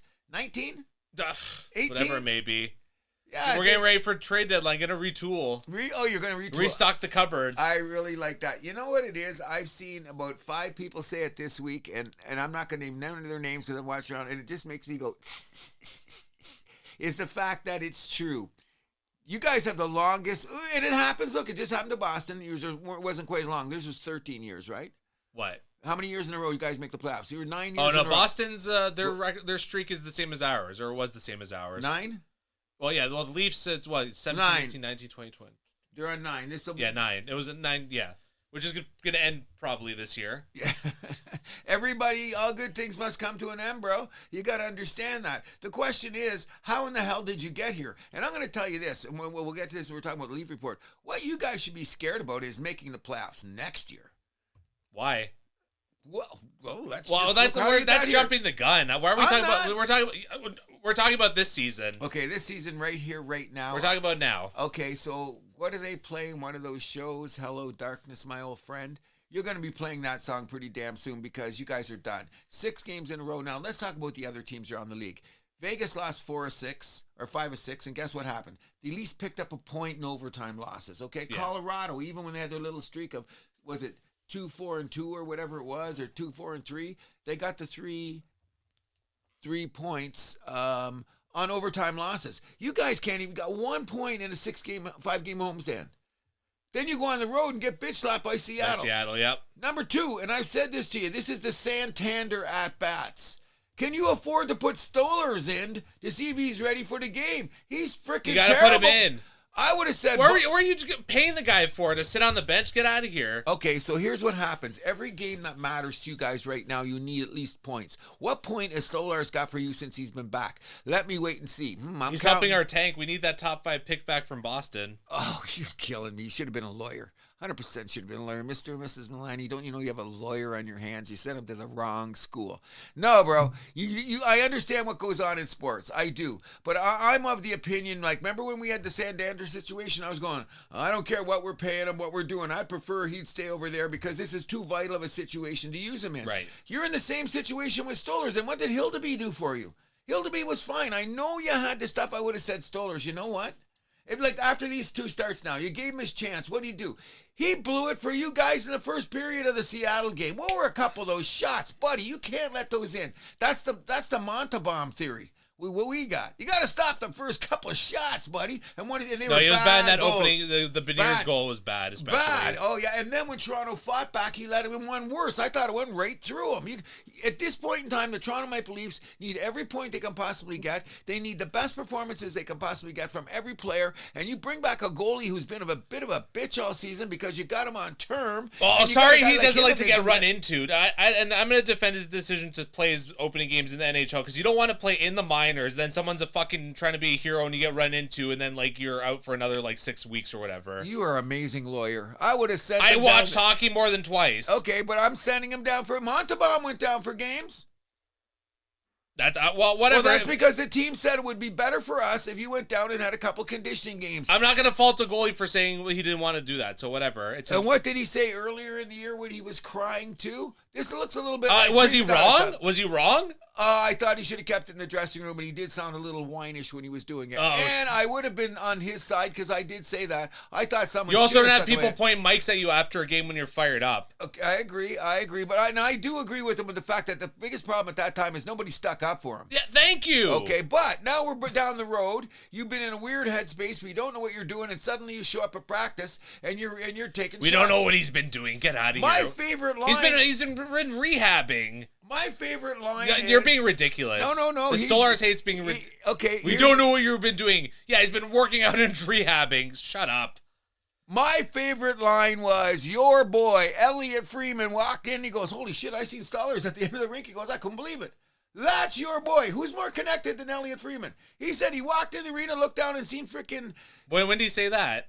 About 3 days before he had his first start. Elliot Freeman came in. Why is that? I don't get what your point with that. The point being was like, Stolarz, you got to stay over here right now because we don't know. Elliot Freeman's a doctor? No, but I mean, he's more connected than me. And when he's... What?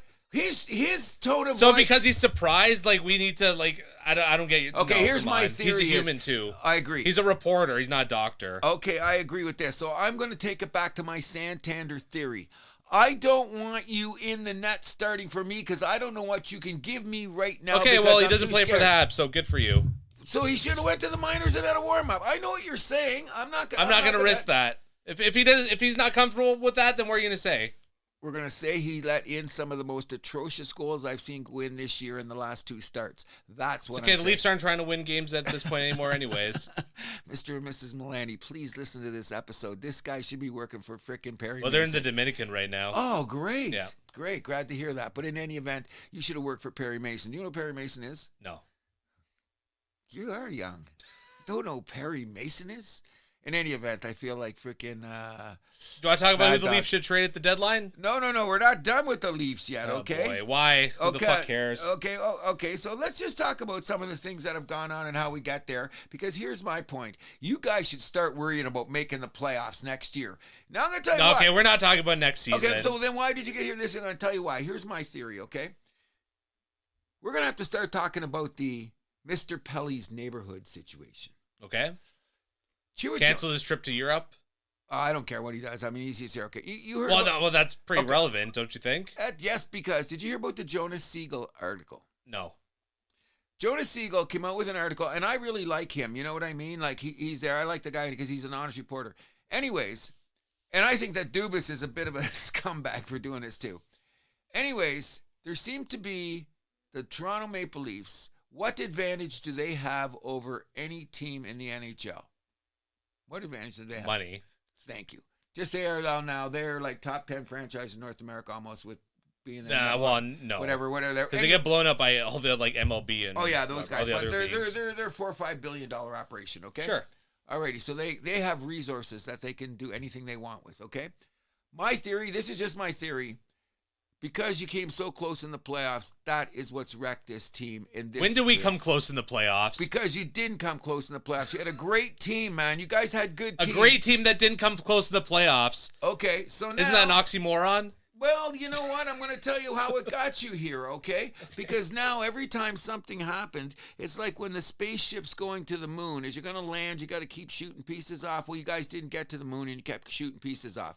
Didn't get close to the moon. Whatever the case may be, here's what you went on, okay? First now, Keefe is gone, Dubas is gone, Shanahan is gone. Now, you didn't win with those guys, so you have to make a change. I got you. However, along the way, as Jonas Siegel said, and it could be 1,001 injuries, and it's people poking at the Leafs, because poke them when you're up, poke them when they're down, they let go a couple of the guys that do the science of your body. Okay. And they didn't rehire anybody else to do these guys.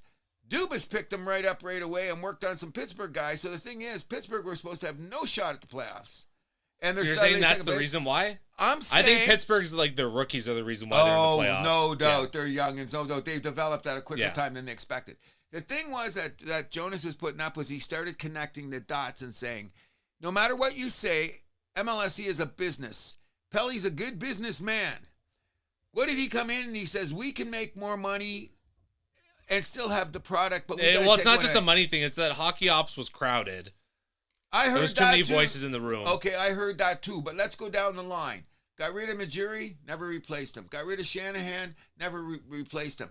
The two assistants that Shanahan had with him, they got rid of those two assistants, whoever they were, I don't know. Never replaced them. What do you mean? They promoted the guy who was like right under one of the guys, but apparently he had two other. I heard that Shanahan. No, but this was the guy who was the GM. He basically just took over.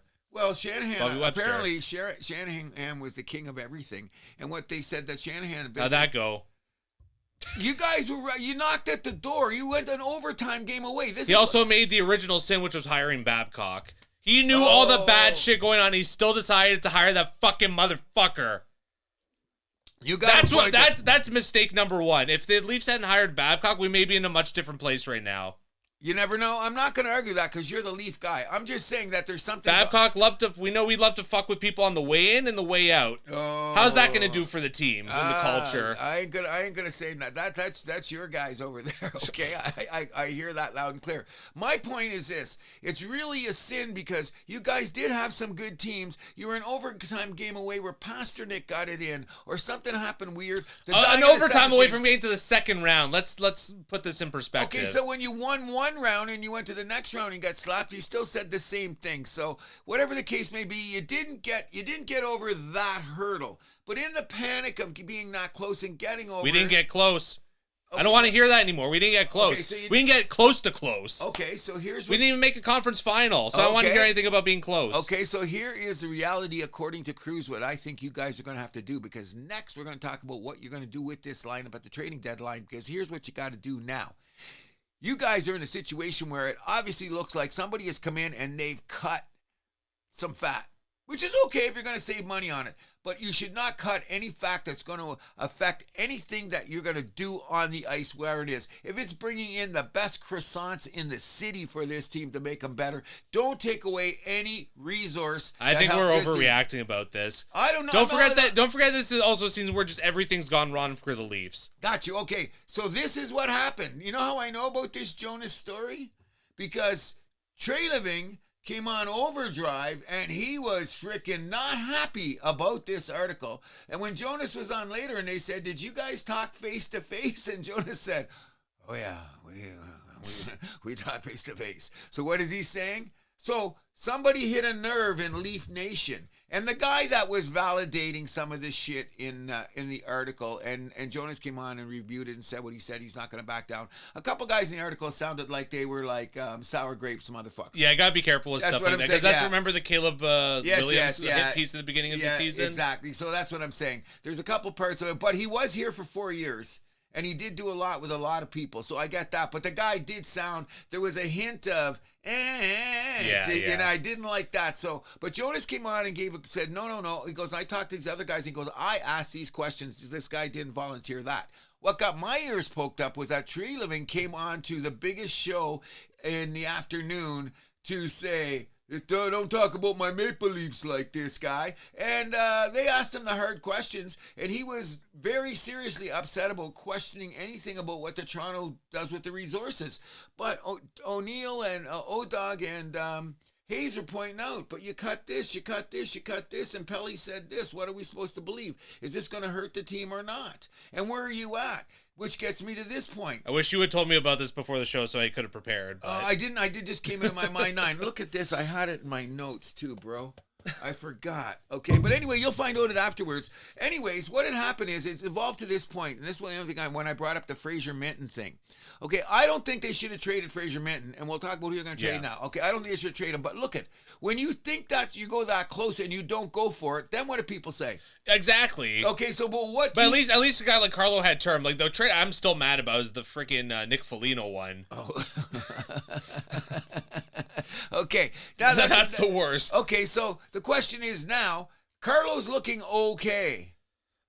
He's fine back there. He seem okay there. I think he still needs the right partner. He's got to help out Riley more, but that's not my point. Well, we'll get to Riley in a second. Okay, but in any event, now you've got you got this kid. He's one of the reasons that Boston's looking better. Sure. Okay, we got that there. Okay, so now what has happened is you guys have got a weird dichotomy that's going on that, okay, now somebody's questioning what you're doing with your resources, which in my personal opinion, I think that's bullshit. Toronto can do whatever they want. There just seemed to be a little bump in the road where there's things that have lined up parallel that you can now. I just think it's more of now that they're down, kick them every chance you get. Sure. That's going on with Toronto. Welcome to Toronto. Thank you. Okay, so, and since I've been following so closely and I've never seen them like this for years, I go, oh, we got some issues here. But the bottom line is you're going to have that dichotomy of where you're going on because like you're saying now, here's where you're at. At those times when you had to give up for like Foligno and you did those things, when you're close, you got to take a shot because you're not going to know when you're going to go be back. Right. So where you guys are right now, and we'll talk about it, is, and you described this to me as like, this is what you hope you guys are. You guys got to hope that you're the Boston Bruins. First of all, don't make a trade with Boston again for the rest of your lives. just give it up. Come on, bro. Wow. Do I have to give you the history of what? Do I have to make you sick? Oh, I know. Just go back to the last 15 years of any trade that you made with Boston that worked out for you guys. Give me one. Well, the Cabriolet one was okay, but that was like, we got some assets there. You got Tyler Brody. What? Is that his name? It Tyler came up Brody. this week. It came up. What did you get for? What did you get? Well, for? that's a different thing about who we drafted. But anyways, but we got. But that's our point. Don't make no more deals with Boston. Well, no. But the problem there was that the Leafs like traded up in the draft too, and we gave like the picks that became Ricard Raquel and John Gibson to Anaheim. Yeah, you guys. That was the bad part. Okay, that had nothing to do with the Bruins trade. In any event, so here we are now with the Leafs, and you know what? It's true because it's not going to bother me because I'm still sweating my Habs, and we'll get to that in a bit. The bottom line is now the city's got to adjust to the fact that you guys have been freaking eating caviar for 9 years, and now you're suddenly. I think the city is adjusting. I think the writing's on the wall. People, that's been all the conversation this week is about the retool. Oh yeah, but is it a retool or is it rebuild? Retool. Okay. Because you're still gonna have Matthews, you're still gonna have Nylander. Well. Whoever, so a lot, Nyes, Tavares, those guys aren't going anywhere. Can we quick Quit The picking. goalies are going to stay around. That's your number one start. Now, can you quit kicking John Tavares around? Who's kicking John Tavares around? Every time I heard him around, he's not the same. He's a little older. He's a little slower. I hate that talk. It blows my mind because what he's contributed and what he still does as a smart hocky player, what they failed He to could do. be a 600 goal scorer when all is said and done. Thank you very much. It's very realistic. And I hope he gets there. In my opinion, I think he's been a great soldier. My thing is maybe what the Toronto Maple Leafs failed to do is build depth around him because now they're putting him in a spot where he wasn't supposed to be at this time in his career. They're supposed to have something else to build around him, which they didn't do, okay? So now, let's go this. You're coming to the trade deadline. Now, I'll give you that. First of all, what are they looking for at the trade deadline? This is hilarious because everybody's looking for it. They want a defenseman with turn and a two-way center. The Leafs? That's that's not what it's going to be about for the Leafs. It's going to be about recouping assets. Okay, well, yeah, for draft that now. picks and prospects, so restocking the cupboard. Originally, when they were 8-2 and they went through the 8-2 run, what was the thing that could save them? Sure. Defenseman with term and a two-way center. Well, yeah, good luck with that. Yeah, no. That's why I Quinn brought Hughes it up. off the market. Yeah, come on. Yeah, you know what I'm saying? So that's something like once you get like the draft picks and whatever, you can probably revisit in the offseason. But right now, middle of the season, I think that's a no-go. Thank you. Okay. Yeah, no, I'm with you there. Okay, so now what you got? You're going to, like you say, you got the guys with turn. You got Matthews. You got Willie. If Willie wasn't injured, you might have had a few more points now. So I'll give you that. Yeah, sure, but okay, and yeah. we know what comes after but. Okay, so you got Willie, you got Nylander. Tavares is still going to be around, and I still think he could be the best third line center in the league if you play your cards right around down the road. You got goaltending, regardless of what I'm saying about Stallers. He can come back. You got goaltending. What is your number one defenseman? Tanev is a number 2 playing like a number 1, but you're not going to say Tanev is the shit. No, he's a good piece to have. He's an excellent piece to have, so he's going to be another one of the pieces that are going to be part of that contingent that keeps. Well, I think it's easier to just go with who the Leafs are going to maybe look to get rid of at the deadline. Because if we say who's going to stay, it's going to be a longer list. Give me some. Nick Robertson, bye-bye. Nick, if we didn't have 4 guys like you, I would take you in a minute. I can't wait till you score 35 for San Jose or somebody else because you're the most mistreated Toronto Maple Leaf I've ever seen. I hope it works for him in San Jose. Because it's just not fit here in Toronto. That's a perfect example of a coach going, I just don't like that guy. That's a Berube mistake. Maybe that hit in the head. So let me ask you a question. What if it happens when he goes to another team? Because that's going to be the third coach. Then I'm going to be dirt on my shoes. I will get crow. I will eat crow. If he goes to another team and disappears off the face of the earth, I will say, okay, got it. But I don't think... here's how it's going to go for Nick Robertson. He's going to have like one really good season, then that's it. We'll see. It's going to be how like... How old is he? 24? Older. 26 at the most. He's gonna be like a Mason Marchment guy because once he left the Leafs, he had that one great year with Dallas. Everyone was like, "Oh no!" And then now he's just like a whatever guy in the league. That's gonna be Robertson. We'll see. This one pains me a bit, but Bobby McMahon, he's gonna be UFA. I don't think the Leafs are gonna be able to re-sign him. Not in the situation they have right now. But what are they gonna get him? What is Bobby McMahon worth? Edmonton is floating around a first-round pick. Oh, they're insane. Take it. Yeah, thank you. Take it right there. They could probably squeeze out a little bit more from Edmonton because they're a little desperate, are they not? No, but I think they got enough forwards. But I know what they're thinking about Adam. Because he's one of the fastest guys in the league. Pair him up with McDavid. They play that. He plays their style. That's good. But a first round pick, if Toronto gets that, he's on pace for more than 30. He's on pace. I thought you don't believe in hypotheticals. Wait till he gets. I believe in math. Okay, when he gets to 30 goals, he'll get to 30 goals. Is Austin Matthews a 70 goal scorer? He's a 69 goal scorer, but he's not a 70 goal scorer, is he? So that's what I'm saying about McMahon. He might be a 29 goal scorer. He's got 17 goals right now, so we'll see. And you're thinking he might get 30? Okay, well maybe it's went down a little bit, but put him with McDavid, he's going to score 30. Okay, so you're going to let McMahon. I say the reason you let McMahon go because I think that he'd still be too much money. They're going to ask for exactly. it. But here's the deal then. What if he turns out to be a Hyman because you're in the same situation with Well, him, at least we got first round pick out of it this time. That's okay. Oh, yeah, at least you got a first round pick. But remember that thing that when I know, you were in the same situation. With Hyman, yeah, that was a mistake. You went, oh, gee, because I remember, because I think that's when we started the show, around that time, that spring. I would have to think, but yeah. But I remember at the time thinking, oh, this could be scary because he wasn't that Hyman yet, but he was like Bobby McMahon in it. Well, I mean, it's a little bit different because Hyman, at least at that time, had been like a first-line player for whatever, 4 or Playing 5 with years him. by then. McMahon has never really been a first line guy. Yeah, he was on first line with Austin Matthews and Not on a full time basis though. who else was he on first line? McMahon? No, what's his name? Oh, Hyman. Yeah, he was. No, Hyman. Yeah. That was good. Oliver Ekman-Larsson. This is an interesting one.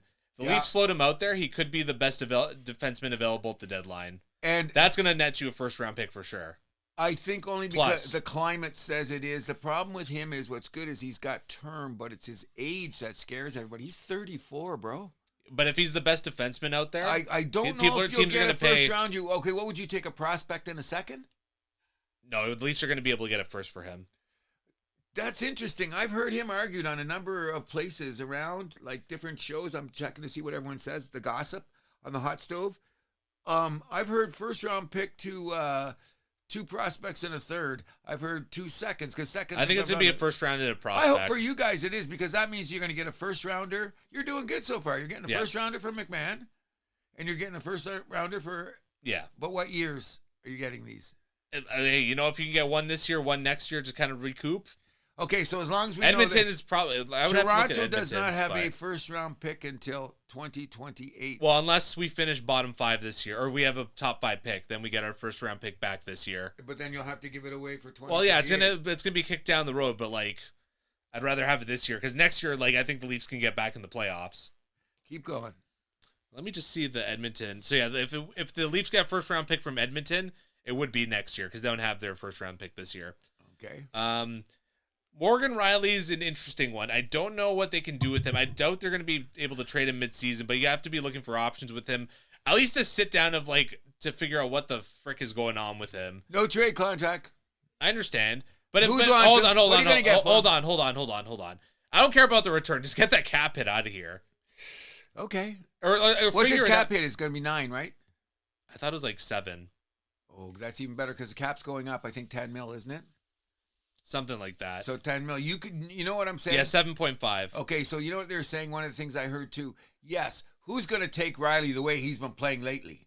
That's the thing. He went to the Lane Hudson Let's Play Left Wing Defense School. Okay? Yeah. We know that. Okay, so here's you might be looking at a buyout this offseason. That's worst case scenario, but I mean, it's something they Well, the should buyout, consider. you still got to put money against the cap, though, don't you? Yeah, but you're going to be saving a lot. Well, I don't know. Is he going to get a buyout or is he going to get a trade? I don't think he's going to get buyout this summer. Hold on. I don't think he's going to get bought out this summer, but if he has another season like this next year, I mean, you definitely got to talk about it. But okay, here's the deal then. What are you going to? I agree. His name has said, okay, if the Toronto, you're doing a good job of what you're going to sell. He's the hard sell. I agree. You know what I mean? I don't know. Maybe he can go back home to Vancouver. They can use a defenseman. No, they're not even in the conversation. Why not? No, Vancouver's. If Vancouver can get him for cheap, why not? Why not? What's cheap? Give him I'll sell him for pennies on the dollar just to get rid of the cap hit. Well, what you're going to do is everyone's saying it's going to be this. The Leafs are going to have to take some of that salary. Maybe. That's the only way it's going to work. And people said it wouldn't be that bad. I thought it was 9, but you know what it is? I realize now that that was the 4. I got confused. The Leafs would take 4, and the other team would take the 3-point. And then you make. They can't do that. It was the other way around. You can only take up to 50%. Is it 50? So then it would. Yeah, 375 is the most we can eat. Okay, then that must be around 4. That's what a guy. So 375. That's close to 4. So yeah. So I heard a guy say that, and that caught me off guard with. That's why I was thinking 9. I was confused. But anyways, I heard someone say that. That's an interesting about Riley, but that's what the Leafs are going to have to eat. I don't think it's going to resolve itself in the middle of the season, though. So I could be wrong, but I doubt it. But you see, the thing is what's going to happen is this trade deadline is going to be weird, right? Because you're going to come back from the Olympics, and then you're going to have a short frame of about 5 games, and then it's trade deadline. Trade deadline is what, the 6th? The 8th? Trade deadline, like March 6th, you're saying? Yeah. I don't know. I don't have it written down. And they come back from the Olympics what? Oh, the 22nd. Something like that, yeah. Okay, so then... so early March trade deadline. It usually is in March, isn't it? It's usually in March. Yeah, sometimes. I mean, I don't see how that's a concern, though. Then that's going to judge... Okay, say the Toronto Maple Leafs come out of the Olympics and win their first 5 games. And I see leprechauns riding unicorns. That's my favorite. You know that's possibility then. You know that's a realistic possibility. No, it's not. That's my point. So, when you look at it from that point of view, we're going to have to wait and see. So you're February. Well, I know the Leafs are back February 25th from the Olympics. Okay, so yeah. Okay, and I think the trade deadline's like the 10th. It's like less than 2 weeks or whatever the case may be. Okay, so now you're gonna trade those. So at least you agreed on this. Hold on, I got more. Okay, that good. Keep going. I don't know if we're gonna be able to get anything, but Kale Yarncroke, you got to float him out there. You don't think a team's gonna want to trade a 7th round pick for him? Does he take out the garbage? Does he walk dogs? He can skate. How old is he? He made the NHL. He made the NHL. Okay, he made the NHL. Give the man credit. That's all I'm going to say. You should give the man credit. I You am. just laughed I'm at giving it. him. I'm Now, giving is him. that what that laugh was about? Who's going to want the guy? I can't believe he played as many games as he did. Through his games this year, Robertson He's got 6 goals this year. Yeah, one off his ass, one off his ear. That's not true. One off his chest. Whatever. The guy, yeah, he's had He's 34, so we'll see. He had a great career. I would float Steven Lorentz out there too. That's the tough one. How is it tough? He sucks. Because he's playing out of his position. If he was on a third line with Tavares, Well, hold on. or a fourth line center, what are you going to use? He is playing 4th line. He's just not that good. What are you going to get for him? What are you going to start thinking I don't next care. year? Just dump the guy. Dump the guy. I want someone who's meaner on that 4th line. Someone who's going to be a better compliment to Lawton. Last year, no, was it Lawton is the guy? Who'd you just say now? I said Lorentz. Oh, Lorentz. Okay, Lorentz. The winger. The winger. Okay, yeah. I think you might be able to get something for him. I thought He's got some term too, so. He's got some term. Yeah, I can see. I thought you meant Lawton. I got him mixed up. No, keep Lawton. Keep Lawton. Okay, keep Lawton. Lorentz. Lorentz sucks. Yeah. I meant Lawton. That's what I was saying. I got him confused. I've heard people say get rid of Domi. I don't know about that, though. Domi is probably going to get your most, so he's the guy that I don't think he's going to get a first round You pick. think he's going to net more than McMahon or Ekman Larson? I think because No of way. his, maybe, I don't know. I think he can net more than McMahon only because I of don't this. think so. It's his toughness. Yeah, but McMahon scores more. I think that Domi... What do people want? I don't know. That's What's the hardest thing to do in hockey? Score. Okay, I agree. So I'm just saying these playoffs are going to be differently because, I'll talk about it at the end of this. Where I'll say where I think things are different this year in hockey. But who else you got? I mean, I'm not. This isn't a slam dunk, but I mean, float Carlo out there. See what we can get. If you can recoup, basically, I don't know if you're going to be able to recoup all of what you traded to get him last year, but he's staying. If you can get, yeah, exactly. He's staying. He's got term too, right? Yes, he does. Yeah, so no, there's no sense. And you know what? He took a while to figure out what he's doing. He's been solid. He's not the worst guy. He's been good when he's been healthy with the Leafs. Yes, and he's been not the guy that you've been making mistakes. Yeah. Because you got to think about next season and your defense score, because I mentioned this at the beginning of the season. You guys were the only team that did not do anything but came back with your 6 defensemen, and I said that could bite you in the ass. Do you think that's the issue, though? I think every year you got to kind of move the pieces around a bit because you didn't get to the promised land with those 6, so you didn't do enough. Yeah, but it's not just about those 6, though. No, it's about a lot of things, and some of those guys got injured at the time, like Tanev too, so that hurts. Okay, anything else you want to trade? Michelli, I would float him out there, see what we can get for him. 100%. I'm okay with keeping him though for next year. Yeah, I like his chemistry with Tavares and Nylander. I think that what even better is that he'd be one of those guys that you fit in. Like he's the Lindholm's syndrome. When he first got to Boston, he didn't know where the hell he was. Yeah. Now he knows where he is and he fits in. So I think he could be a better fit next year. And you know what? Michelli is a Robertson type player. And I think that's why he sat in the press box for so long. But I think that's Berube's fault now, because if he could have figured him out earlier in the year, Toronto could have used all that speed. Well, I mean, Michelli also just wasn't playing well at the beginning. Let's be real. He looked lost. Yeah. He looked lost. But the speed, remember I kept saying, oh, I know, he's got the foot speed. You needed that speed, and you guys just didn't have it, which is why you're in the position that you are. Because even the other night, Seattle, by the end of the second period, except for the Matthews line, yeah, they were skating you guys off the ice. And then the last guy is Hildeby. I would trade away Hildeby. Oh. What are we going to do with 3 goalies? Trade Stolars.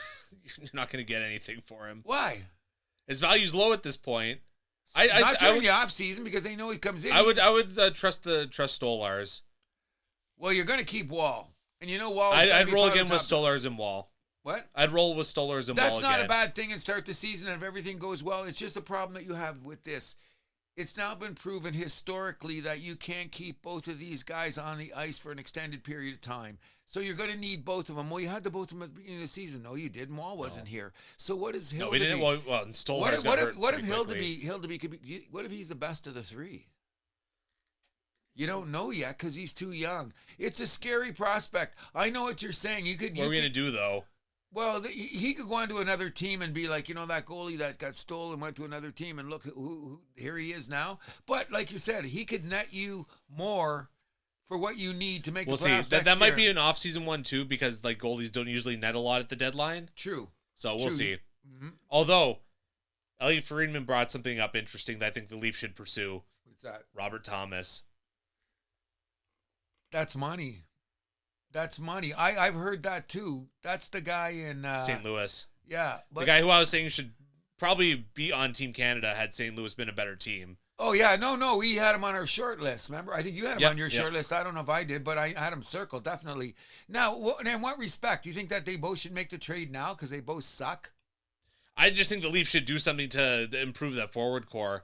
He could be like another guy, too. He could help, like, stable at center position, like when Tavares starts to slow down. Exactly. I think you know what? He automatically improves the depth of your team tenfold. Sure. He's something that you've been looking for a while. But here's the deal. Maybe we could start talking about Hildeby there because I don't expect to see a lot of Binnington in the playoffs in the Olympics unless he suddenly turns his head. And to tell you the truth, we'll talk about Olympics a little bit later. We have tons of time for that. Okay, but I mean, in any event, when you're talking about Thomas and what you're saying, you're going to have to deal with St. Louis and what they should be dealing with. They got to realize they might need a goalie sooner than later. Doug Armstrong sees them every day. So that could be the deal to go there. I'm glad you didn't bring up the kid. You can't let the kid go. Cowan? Yeah. No, why? He's going through some growing pains, but I mean, you got to believe in him. He's Fraser Minton part 2. So another guy that I wouldn't let go because he's got too much upside, too much speed, too much moxie, too much going to the net. Yeah. Okay, so here's my take on the whole matter. And when the Leafs report like this, and you start getting very antsy about me talking about next season. What do you mean next season? Well, you trade those guys, you got to hope you're going to get some assets, okay? Because the bottom line is you got to look at it this way, bro, no matter how you're going to look at it. You're going to have this shape of this team next year. And obviously this team did not do what they were supposed to. You're going to need a lot of add-ons. Oh, by the way, Boston, Montreal, and Buffalo are all teams that have made strides with youngsters that looks like they're not going anywhere. Yeah. Detroit's turned the corner. Right. Okay? Tampa Bay's still there. So you know what I mean? And you start next season, those are going to be the guys you're going to have to be looking at, not the New York Yeah, but someone's going to fall out.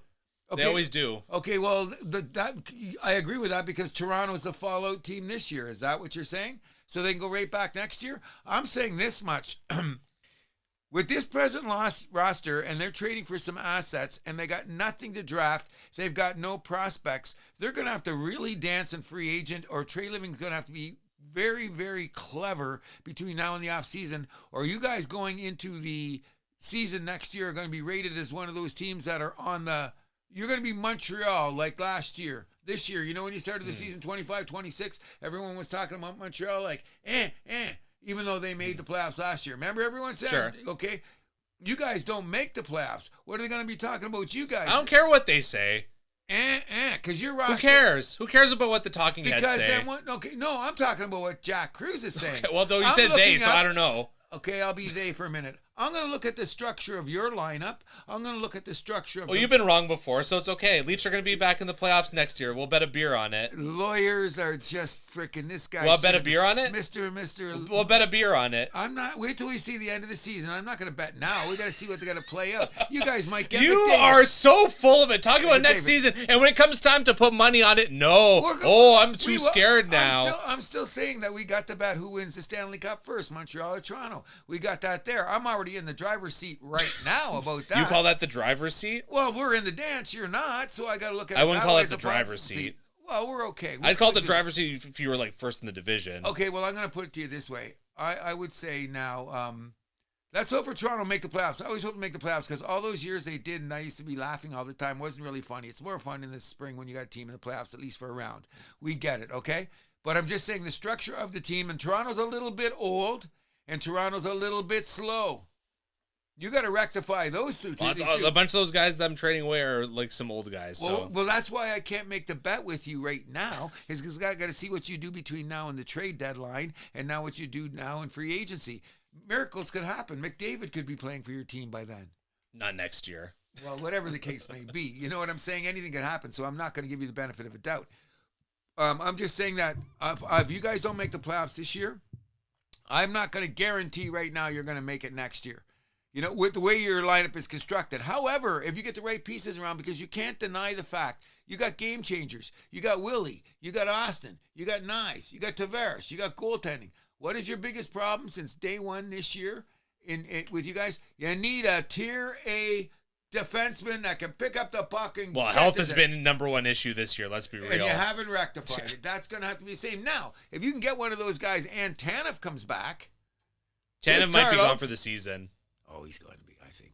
And you know what? That bodes well for our tank. There you go. Well, it's going to be that way. You go for the tank. And not only that, why beat him up for go nowhere? Exactly. You know what I'm saying? So if that's have some respect for the human. So now when you start your next season, you got to go. It's like, okay, you got Simon Benoit. He's going to be a 6th or 7th defenseman wherever he goes. Sure. You need a 6th or 7th defenseman, okay? But if you could pull something off where you get a guy, you're going to have Tanev. You're going to have Carlo. Those guys are, that's McCabe. And McCabe. Those are three pretty, none of them are number ones, but they'll all fit on a team, and anybody would put them on their team at any given time. It's what you add to those guys, because it's the style that they play. Now you need the skating guy. You need the Lane Hudson type guy. You need the Houston guy. You know what I mean? Well, you got a guy like that, Morgan Riley. He's not very good on defense. That's what I'm saying. But then again, I still stand by this. I've said this before. Like, you kind of need a guy like that in your team, right? So I mean, whatever. It's just it's who's playing with them. You know, and you know the thing is the difference is like sometimes I've been calling Lane Hudson the left winger for a while. Yeah. Okay, now he plays a little bit more D than ever, but it's just that maybe is it his skating style that gets him back? Because sometimes he makes mistakes and all of a sudden he's in front of the net knocking the puck off a guy's stick. Riley's still coming into the zone when the red light's going on. You know what I mean? So is it a different skating style? What is it? I don't know.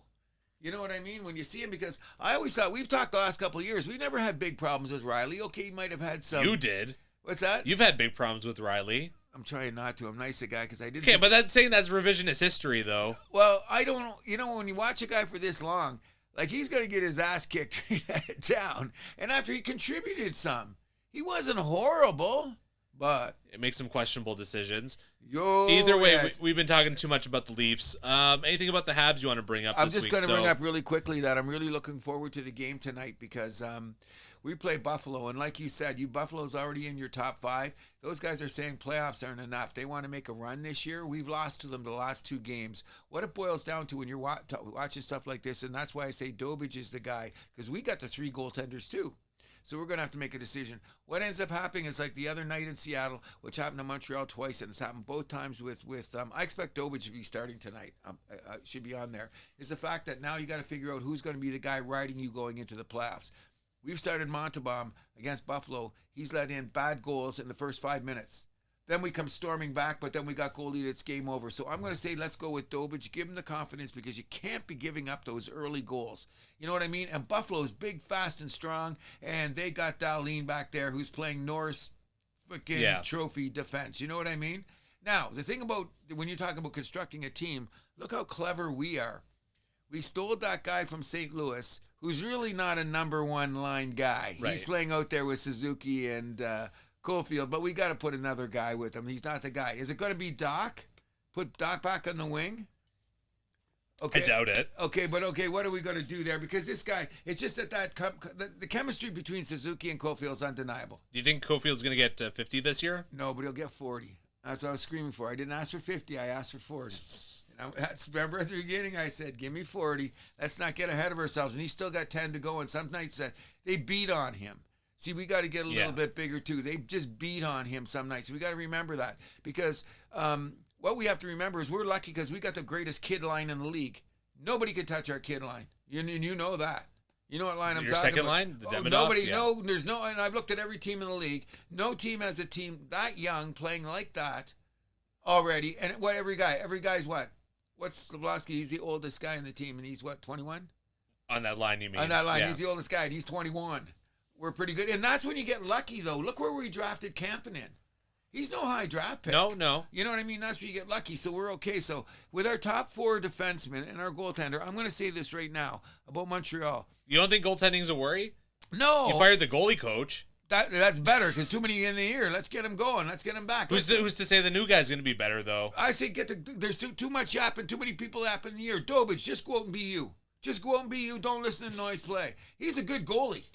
Well, he's not the one I'm worried about. Well, he might not. The guy you're worried about might not get in between the pipes. Montembeault? Yeah. What do you mean? He's done? No, I'm saying that when the playoffs start, we might start with Dobich, I think like your should. buddy said. Oh, right now?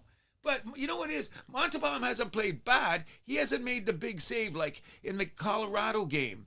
We needed 5 saves in a row. Dobich made them. You should have seen that run, bro. It was unbelievable. Like I went like this a couple times because I thought the red light was going on. I thought they were gimme goals. And like how he stopped them, I don't know. Very good for an audio medium that you're doing gestures. Oh, yeah. But in any event, you know what I'm saying? So I'm still saying I don't know if we're going to win the Stanley Cup.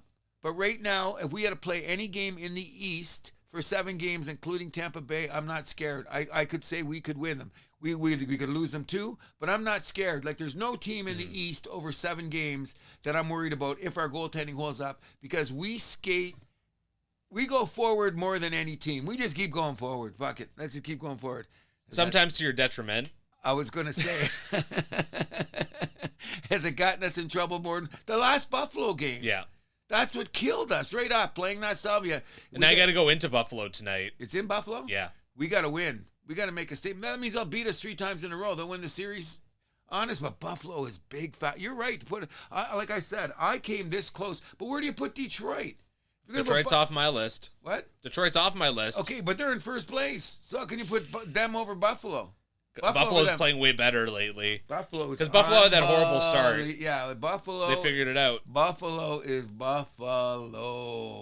Ready to go a little bit around the league? Yeah, just a bit. Yeah, so Patrick Kane passed Mike Modano for the highest scoring American player, 1,375 points. Thatcher Demko, unfortunately, out for the season, so just making Vancouver's season even more horrible. And they're already like stuck in the basement. Like, no, they're going to be dead last for sure, I think. Mm-hmm. Devils trade Andre Palat to end a 3rd and a 6th to the Islanders for Sisplikov. Bit of an interesting trade. So the Islanders getting a bit of a veteran, and the Devils getting the Devils getting a young guy. So agreed, but I think that depth guy is going to be better for the Islanders. Patrick Roy is always thinking about the playoffs. Has Patrick moved that team nicely?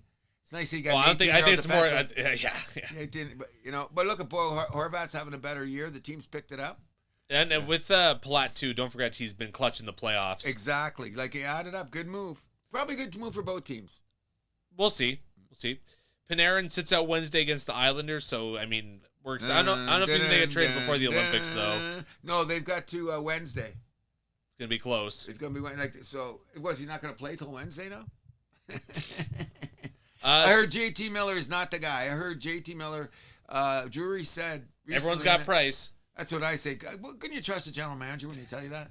Come on. And also, the league is talking about making the next season with an international break less compact, so possibly starting the season a little bit earlier. I agree with that. So, which gets me to this question. You know, I'm always bitching about, did you wreck the product for the season or whatever? Okay, so I'm just going to put it to you this way. And let's keep our eye on it because after the break, and we're going to have, it's going to be a great sprint to the end, is I'm going to put this out there right now. You always tell me, since we've been doing this show, and sometimes you see it, you go, playoff hockey. There's playoff hockey and there's regular season hockey. Okay, I can't deny that, okay? But look at this year. All the teams that are winning are playing with pace, speed, and banging. There's not as much hitting. And the teams that are big, bad, and ugly aren't even in the situation to do it. And what is one of the albatrosses of the Toronto Maple Leafs is they look the size of a playoff team, but they're not moving at one. Right. So I'm wondering, do you really think that the playoff style is going to change that much when you get there? Like, what's Montreal going to do? Start playing the left wing lock when we make the playoffs? No, we're going to skate like bastards like we did to get there. Sure. San Jose Sharks, what if they make the playoffs? Still a big if. Okay, but what if they do? Look what they style. They play Montreal light. When you see San Jose, they go out there. They ain't out there looking for Norris trophies or Vezinas. when they get on the ice. You know what I mean? And then you look at the top teams in the league. Look at even Tampa. Tampa comes at you hard. Okay? So I'm going to put it to you this way, which is very interesting. Two teams that tried to toughen up with their speed this year was Jersey and Washington. Where are they?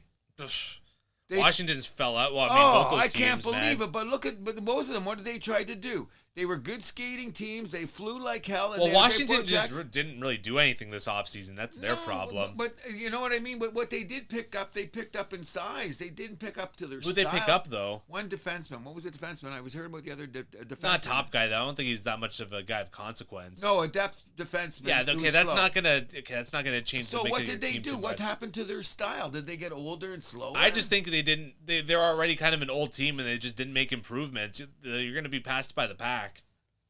Okay, what about what's Jersey's problem? The Jack Hughes being out, he's back now. Oh, and also the Quinn Hughes things. Oh no, Stanley, that's not good. Oh yeah, Stanley.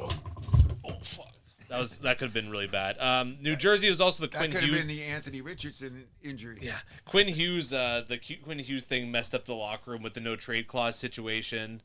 That's really where things fell apart for them. Agreed. And I mean, they had some key injuries like Jack Hughes.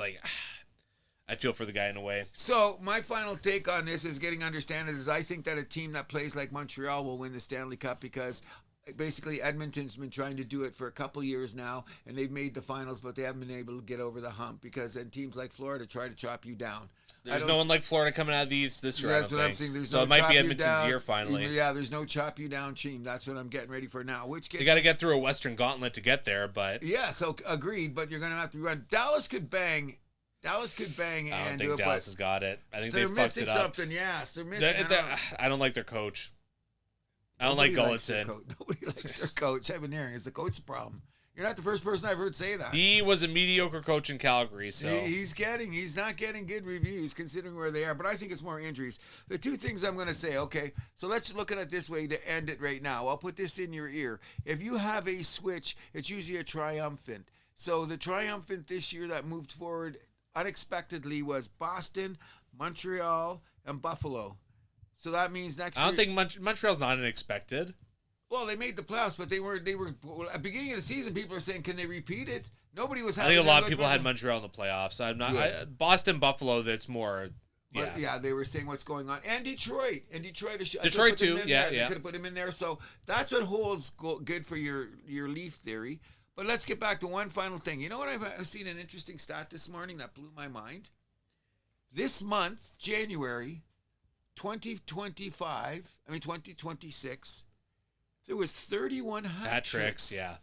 What? And December 85, they had 29. That was Gretzky was playing though in those days, right? So it must have been ringing. But think about that. The other one was 81. Never a better time to watch hockey, even in a season where everything's squished because of the Olympics. Doesn't that blow your mind, though, when this is supposed to be, is this a lower scoring time or a higher scoring time? But just think about that. It's taken that long to break a record that's from 85. That's 40 years, bro. When I seen that, I go, wow. Hockey's never been better. You got it. Okay. Unfortunately for Team Sweden, Leo Carlsson and Jonas Brodin bowed out of the Olympics. They will be replaced by Marcus Johansson and Hampus Lindholm. Is there any truth to the rumors that somebody from the upper deck in the ownership said, "You're not playing because..." Nope, don't have say. That's weird that because they got nagging injuries though. They got nagging injuries. But there's some Sweden just a team they're not going to take any chances. Why would Team Sweden listen to the NHL guys? Okay. I'm saying we're going back to my bitch about what about the product on the season, the NHL season. You don't think that owners are whispering to guys, hey, come on. So you're saying that it's a conspiracy. I'm not saying it's a conspiracy. That's what you are saying. You're saying guys are cutting deals in the back. Okay, go play for the Olympics then. Go play for the Olympics then. I don't think there's any conspiracy here. February 5th, last day of games before the Olympics. February 7th, the players are expected to fly to Milan. And February 6th, open the Olympics. And February 11th is when the teams must lock in. Yeah, first games, and they must lock in their rosters. Mm-hmm.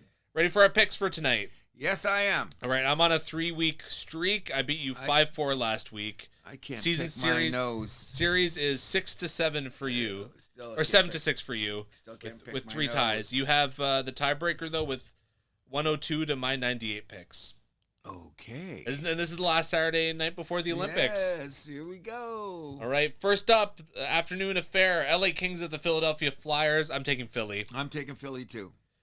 Next up, Colorado at Detroit, the old school rivalry. I'm on the Red Wings at home. I'm at Colorado's tired of losing on the road. This is the end of their last game of their road trip, which hasn't been very successful according to them. So I'm going to take Colorado. New York Rangers at the Pittsburgh Penguins. I'm on the Penguins. All day. You know what? I'm happy for Sid, Letang, Malkin, and the crew. Like, they're going to make the playoffs easily. Yeah. Easily. They're going to be second place. They're going to have a home series to start. Against the Islanders probably. Oh, the Islanders. It's going to be a dogfight. Winnipeg at Florida. Give me the Panthers. Me too. San Jose at Calgary. I'm on the Flames. I'm going to take San Jose for the upset. How did they give a 3-0 lead against Edmonton the other night and then puked it up? McJesus. Oh, didn't he ever? He just said, kid, listen, Celebrini, I know you're good. He almost pointed at him. When they got 3-0, Celebrini and the boys are just going, look at us. All of a sudden you see McDavid skating by Celebrini and goes, you know what? Do you forget who I am? Did you see him for the last half of the game? Yeah. Is he MVP? He's going to be. Hazy B, you're going to look bad. The whole hockey world's going to kill him. As they should. Carolina at Washington. Give me the Hurricanes. Oh, Saturday night Washington? Yep. I'm going to take Washington. Okay. Montreal. Montreal at Buffalo. Give me the Sabres. Montreal. New Jersey at Ottawa. I'm on Ottawa. That's the game against, is Allmark playing? Probably not. Let's see a daily face-off, who they have as a goalie. Allmark playing? Is Allmark playing? You think it's Allmark? Give me a break. You don't think so? Not a chance. Who has it got here? Where's the game? Has he ever played a game? Has he played a game since all this shit's gone on? I don't believe so. No, and he's still not. Linus Allmark confirmed for tonight. It is. Holy shit. Wow. That's what I heard. You know what? They might as well do it against a shit team on a Saturday at home to protect the guy. Jake Allen is probably the starter for New Jersey. That's what I'm going on. That's great. What's the general manager's name? Steve Stais? Yeah. This is great PR, buddy. What a way to wipe out whatever. Who's your pick? Who's your pick? New Jersey at Ottawa. I hope Ottawa loses. Taking Jersey. New Jersey, I knew you would. Nashville at the New York Islanders. Give me the Islanders. Yes. Even though Stamkos is coming on, eh? Yeah. Too bad the rest of the team stinks. No kidding. Can they make the playoffs still, though? Yeah? They're falling back. Just of late. Nah, no. Well, and they had that horrible start. Oh, that's what killed I them. don't think Nashville's making it. Columbus at St. Louis. Give me St. Louis at home. No, Columbus is on a roll. They're what, 6-1 since Bonus took over? They played last night, too, though. Doesn't matter. They won last night, right? They lost. That was their first loss? Or no, sorry. Did they win? I think they did win. I think they're 6-1 under Bonus, right? Whatever it is. All good things must come to an end. Not yet. Yeah, they beat Chicago 4-2 last night. Yeah, I thought so. Toronto at Vancouver. I think the Canucks win this. What? Toronto doesn't win in Vancouver, my friend. No, tonight I'll take Toronto just because I'm being a dick now. Totally being a dick. Well, they I guess can't you jinxed lose to Vancouver. Come on. They always lose in Vancouver. But no, not tonight. They can't. Utah at Dallas. Give me Utah. Or sorry, Dallas at Utah. Give me Utah at home. Utah's been playing good hockey, but I'll take Dallas. They're not going to let these bitches get at them. And the game of the night.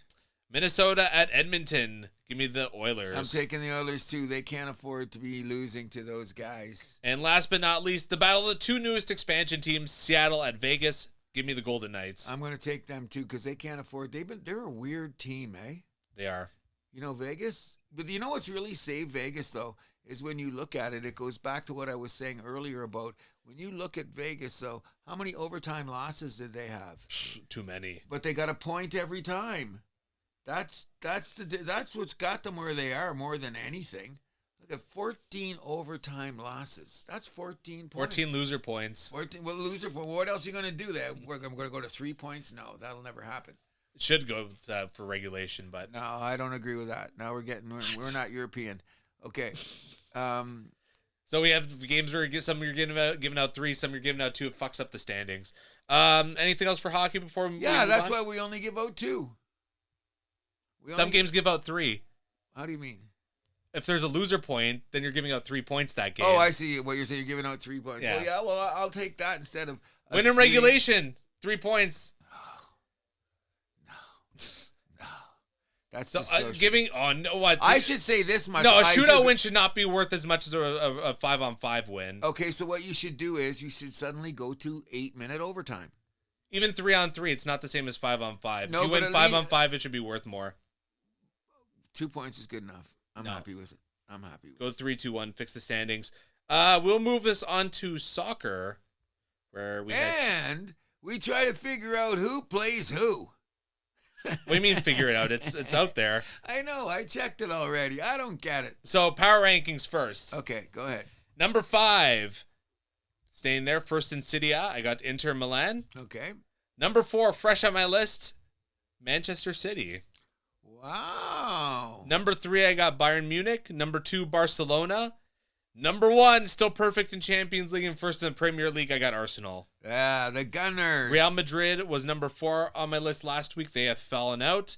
So first, let's go around the league. So Bayern fell 2-1 at home to 13th place Augsburg, 2-1. What happened there? Their first loss in Bundesliga this season. Yes, what happened there? They go to sleep? Or are they thinking about Champions League? Probably. Are they rested some guys? I think they just fell asleep. I don't notice. You know me. I'm no aficionado. I only know certain teams. When that score came up, I went and looked at the highlights, but the highlights didn't tell me nothing. No. Didn't tell me nothing. I just went, how do they lose to these guys? PSG won 1-0 at Auxerre. Barcola with the 69-minute winner. They passed Lens, who fell 3-1 at Marseille for first in Ligue 1. Arsenal falls at home to Manchester United Sunday 3-2. Michael Moreno scored the tying goal for the Gunners in the 84th minute, but Matheus Cunha scored the winner 3 minutes later. Aston Villa stormed Newcastle 2-0. They tie Manchester City for second with 46 points. Juventus topped Napoli 3-0 despite 59% possession from Napoli. 9 points back of first place of Inter, making title defense very difficult. And Napoli, the bad Champions League showing as well, so their season's just falling apart. Juve now 1 point back of Napoli for fourth.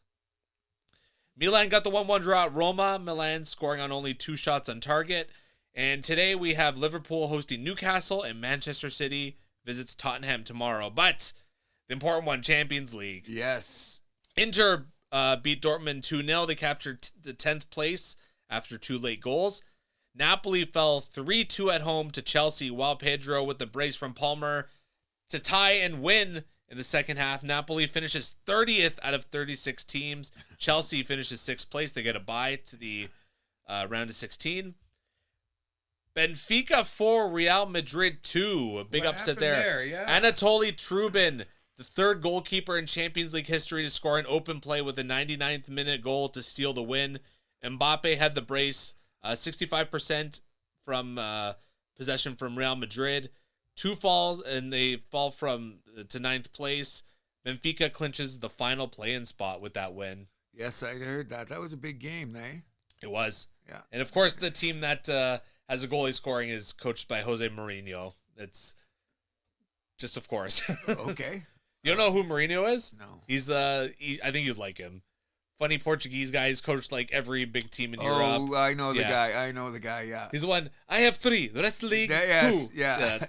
I like the guy. Yeah. I knew you would. He's a brown liquor guy. 100%. I know the guy. Liverpool 6, Karabakh FK 0. Liverpool stays 3rd place. 5 different goal scorers, including a brace by McAllister in that one. Barcelona beat Copenhagen 4-1, 70% possession, and shots were 28-7, so they just owned them. PSG and Newcastle tie 1-1, the worst case result for both these squads, as they both fall into the play-in from 6th and 7th. And PSG had 64% possession of the ball and 23 shots, only managing 1 goal. Wow. So we mentioned Bodo Glimt beat Manchester City last week. This week they went into Atletico Madrid and they beat them 2-1. Yes. They clinched the second last play-in spot.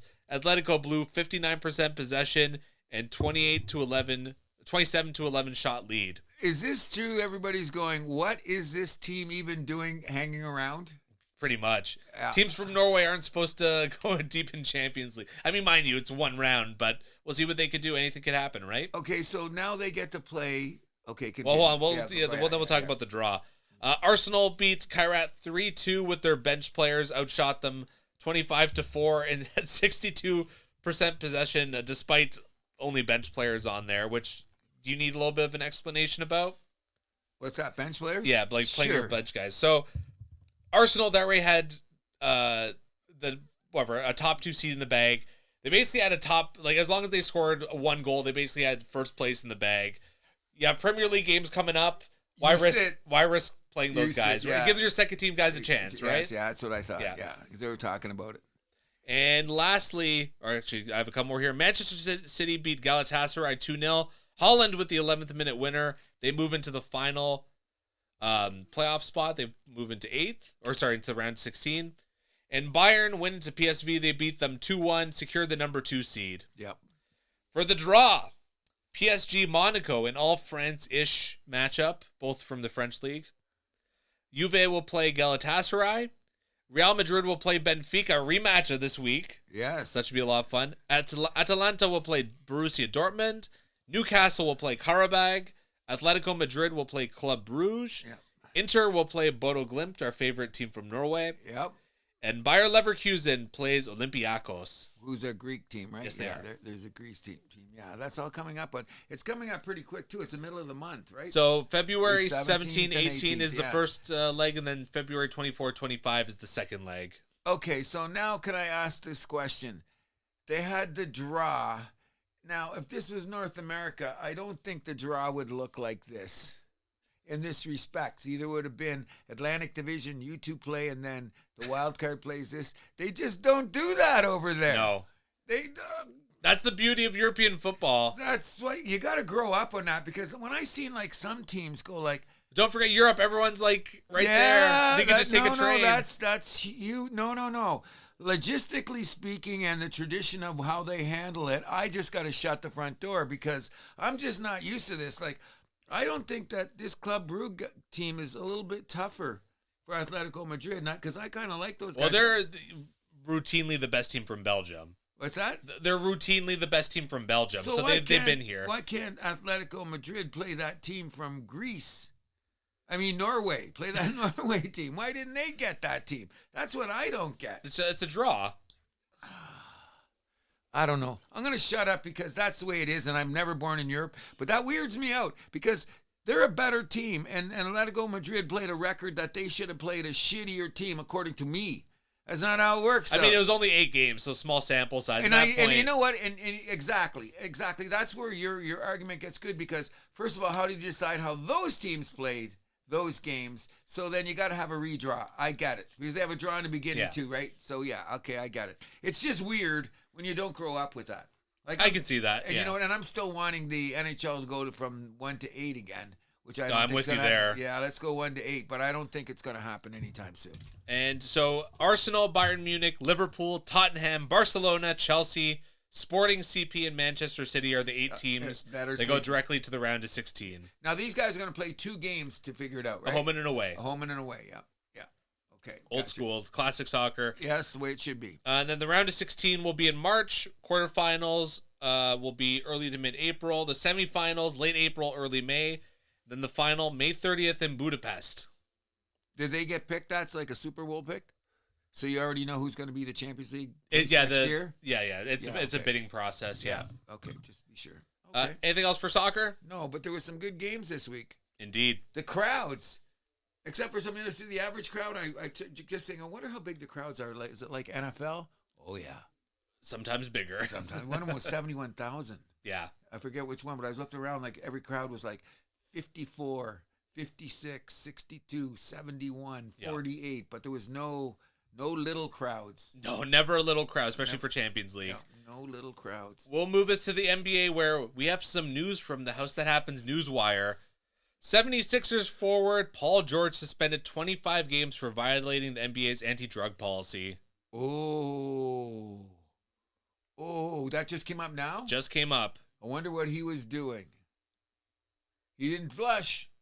Obviously not. He didn't flush. You know what it is? Because he got that knee thing, right? He said he made a mistake taking improper medication. No, he took the juice for the knee and didn't flush. That's what happens. Came back to. Well, that could be improper medication, depending on your point of view. Well, Well, he left it pretty vague. I think he did that purposely. When it always comes to PEDs, it's always vague. Yeah. Because you don't want to look He took like responsibilities. He's not blaming anyone else. I agree. I've always liked Paul George, so this is unfortunate. Yes, again. And so that means that sets Philadelphia back, right? For 25 games. Mind you, he's not exactly the straw that's stirring the drink there. No, but 25 games, will that get him back for the playoffs? Yes. Yes. Yeah, because there's plenty of time for the playoffs. That's a sad state of affairs because Paul George, what could go right with the guy goes wrong. Legit. Legit. What goes right could go wrong. But of course, is he a first ballot Hall of Famer? Probably not. Okay, just I love the guy, but probably not. Okay, that's because there's different levels to it. So they say. There's different levels. The Raps, plaques on a wall. It's just plaques on a wall to me. Okay. The Raptors had a bit of an up and down week. First of all, they had a big win in Oklahoma City. They won 103-101. They're great in the second and fourth quarters. 6 guys in double-digit points in that game. Strong road trip, 4 or 5 wins. But then they come back home and they get their asses spanked by the New York Knicks. Blew it in the second half. Outscored 72-41 in the second half. Out-assisted by the Knicks 32-20. It was 31-something in the fourth quarter. I think we got scored 31-14. Or we couldn't make a shot, and they made everything, and then they brought out all the big guys. I'm going to be on record as saying this right now. I hope the Raptors make no moves. 37-22 was the score in the fourth. 37-22? Yes. Yeah, we got... It was worse than 35-19 in the third. So I'm just saying this. My take on the Raptors, I hope we don't do nothing.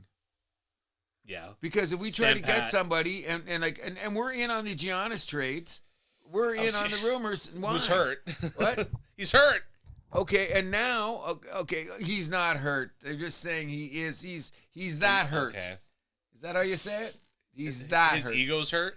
Whatever the case may be, the bottom line is he's hurt.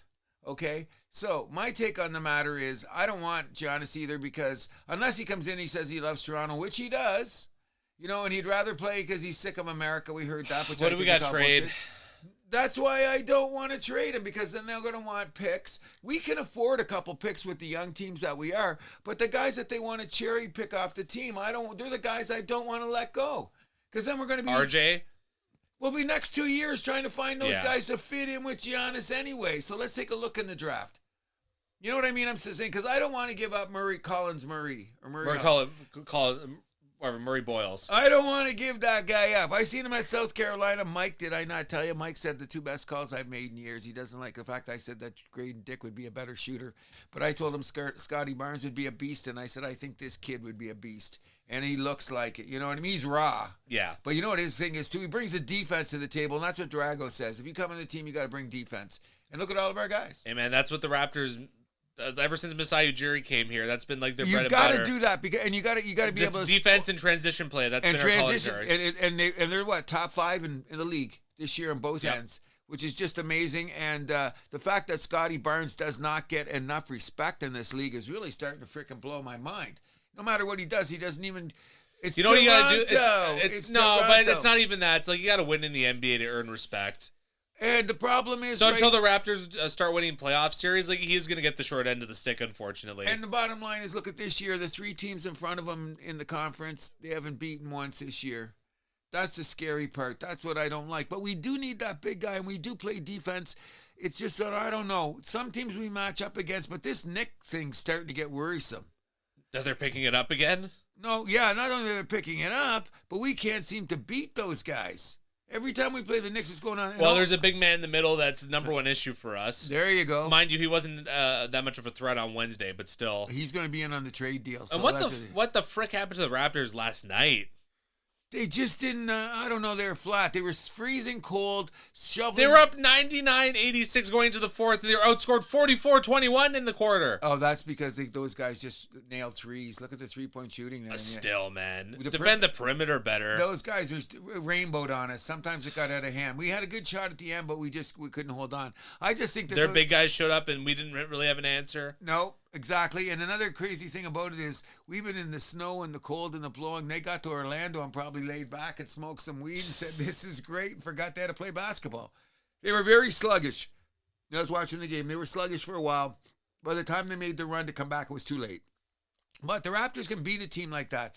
Their problem is, and I've been saying it every show, I don't know where we're going to improve. The obvious thing is we need another big, but I don't think... Who's coming to save us now? That's the issue. I don't know. We're going to have to play D and shoot our way out of this, and we're not the best shooting team in the league, so that can give us trouble. It's going to have to be transition and D, and hope that we can box out the big guys. Because I like the makeup of this team 1 to 12. Like I do too. We got great depth. We just don't have that one guy. You know, we got everything else. We got guys that can play the point. Quickly was just player of the week. We got Sheed to back him up there, even though everyone keeps saying Quickly's not a true point guard. I kind of believe, but he's been playing great lately. You know what his problem is? He's a spotty shooter. When he's not like the week that he won player of the week, man, he couldn't miss a shot. You know what I mean? Next week, is he going to? And that's not every day. No, so we need a little bit more consistency out of them. The bench strength is solid. Graydon Dick, man, his defense, like Drago must have put him in the gym and said, play more D. He could score more for us, but he's another piece I don't want to lose because he's too young. You know what I mean? Yeah. And all the other auxiliary parts like a Belia, a Walker, all those guys, they fit into what makes a team. But I don't know what we're going to do down the middle. I really don't. And that's killing us. And that's good. And now I'm going to have to say to you, I hope it's a great upset. And you keep telling me that. And I don't want to settle for it because that's a loser's mentality. But we could be first-round fodder. I think so too. I mean, like, it depends on Cleveland's health. Like, but if Mobley's healthy, I think we're going to be in trouble if we play Cleveland. Because in first round Cleveland, that's right. They're not even Mobley. They've got what's his name behind him with the headband and the afro. If we got to play the Sixers, Allen. if we got to play the Sixers or the Knicks, like I think we're done. Especially if Embiid's healthy, but still. I'd say we'd go toe-to-toe with them, but the advantage... They're not going to sweep us or anything, but I think they beat us. But it would be like Sixers and 6, I think. Yeah, that's the thing that scares me. Which, when we quickly go around the league right now in the NBA, is that this is the dog days now, and you can't figure out teams, but the one that's risen the most, and it's kind of been talked about the same way in the NHL, where Colorado has been the team all year, and now Oklahoma's gone through a period where they've done some weird shit and lost 2 in a row, including to Toronto was one of the 2 losses. So suddenly my beloved Detroit Pistons have been suddenly ranked in some places as the number 1 team in the league. I can't believe that. Only 2 games back of OKC for first. But that's because they're killing it in the East, and they're killing all the shit teams. They're playing shittier teams during the schedule. They just kill. Detroit is a great team. They've built it from the ground up. They've done it piece by piece. And like they were like Toronto last year or the year before, like, what are they going to do about the middle? They drafted properly. They got Stewart in there. They got Druin. These guys are good. Like, they're going to be solid. But in a 7-game series right now, who would you take? If Oklahoma plays Detroit in a 7-game. Oklahoma City. Of course you're going to. But Cade Cunningham, he's a viable MVP candidate right now, don't you? So that's what I'm saying. And Detroit's playing old school. What do? Run, gun, and play D. But then again, what is the OKC formula? Run, gun, and play D. It seems to be the new way where the three-point shooting, you can win like that because Golden State has done it. But I'm thinking people are more realizing is that you got to control the paint a little bit more if you're still going to win in the NBA, and it's starting to be proven that way. You know what I'm saying? So it should be interesting. We're not going to do any power rankings this week, are we? No. I'm just going to shout out a couple of things that I think it's really interesting. Cooper Flagg has now scored the most points as a teenager in the history of the NBA. Yeah, 49 points in Thursday's 123-121 loss to Charlotte. Look at that. Of any teenagers. Mind you, the list of teenagers in the NBA isn't that long, but still. No, in the history. Yeah. That's Kobe. That's Garnett. That's LeBron. That's... let me think now. There's about 8 or 9 guys that but 49 points is like, some of those guys scored 40. Nobody scored 49. Right. You know what I'm saying? So that's an amazing. And the other thing is people forget, and I never liked this little schmuck, but what's his name? Vanugel or whatever? The other guy that was with Duke with him last year that got drafted by Charlotte. This kid is a rookie, and he's top 5 making threes, and he plays D. He's been a really, really good look as a rookie, as long as a rookie in Philadelphia, too, that they drafted, that they got in this round this year. How do you say his name? Edge something? He's been really good, too. So as you can see in the NBA, this is every year, new stars come out of nowhere. And Wembanyama is going to run the league in about a year. Pretty soon. He's got to get some size on him because the other night, when he made the comeback about, I think it was against Houston, was it? And the the swing. No, it wasn't Houston. It was, who was it again? I forget. But in any event, it was a 12-point swing either way. And man, it could have been Houston. Houston was up by 12. Then they ended up winning by 12. Wembanyama, you know what they do sometimes? It's like, remember back in the day when it was a hack shack? Hack-a-shack. Okay, well, they don't really hack him because he can make free throws. They just bang him. They just run into the guy. Like, physically, he's got to... He will get some weight on, and he'll be good. But he's an amazing player, and don't count San Antonio in a 7-game spirit. Oh, definitely not. Because they're pretty damn good. Pretty damn good. And shout out, Jokic played his first game since Yes! December 29 last night against the Clippers. 31 points, 12 rebounds, 5 assists, 3 steals in his return, so it's like he never missed a step. No. You forgot the most important part. How many minutes did he play to do all of that? Oh, just 24 minutes. Wow. That's the stat. That's a line. But when I seen On 8 of 11 shooting as well. when I seen that was what got me was minutes played. All of that and minutes played. I went, damn. He wants 2. Just like Giannis wants 2, because 1 championship is great, but there's a million guys with 1. To get up that legacy, you need the 2. And he's going for it, and Jamal Murray's going to be with him in that hole. They got a tough crew. Like, they run, but they bang too. And they're the team that can bang on Wembanyama until it's over, so we'll wait and see. But our big basketball thing starts next week. Yes, sir. And Thursday, trade deadline, right around the corner. Okay, so let's really quick. What do you think? What's the possibility of LeBron being traded? 0. I got a question when I said we're going to talk about this, and I'm going to leave it to the open air. But is this true? Do you really believe this is true, or am I starting another conspiracy theory? No matter what league we are talking about, and especially the 4 big majors in North America, the NBA is by far and away the soapiest drama of them all. The NFL can get like that sometimes too. Yeah, but then they get back in the figure. Maybe it's only because they play 18 games or 17 games or whatever. But it doesn't a day come up, but there's some kind of new drama in the NBA we got to talk about. It's like the never-ending story. You know what I mean? Like, for example, the Giannis thing. That's getting a little bit pathetic.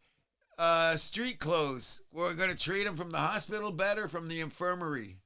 Oh, LeBron doesn't get along with the buses anymore. Whatever. I don't care. What do you do on the floor? Win, lose, or get out. You know what I'm saying? So we'll have to deal with it.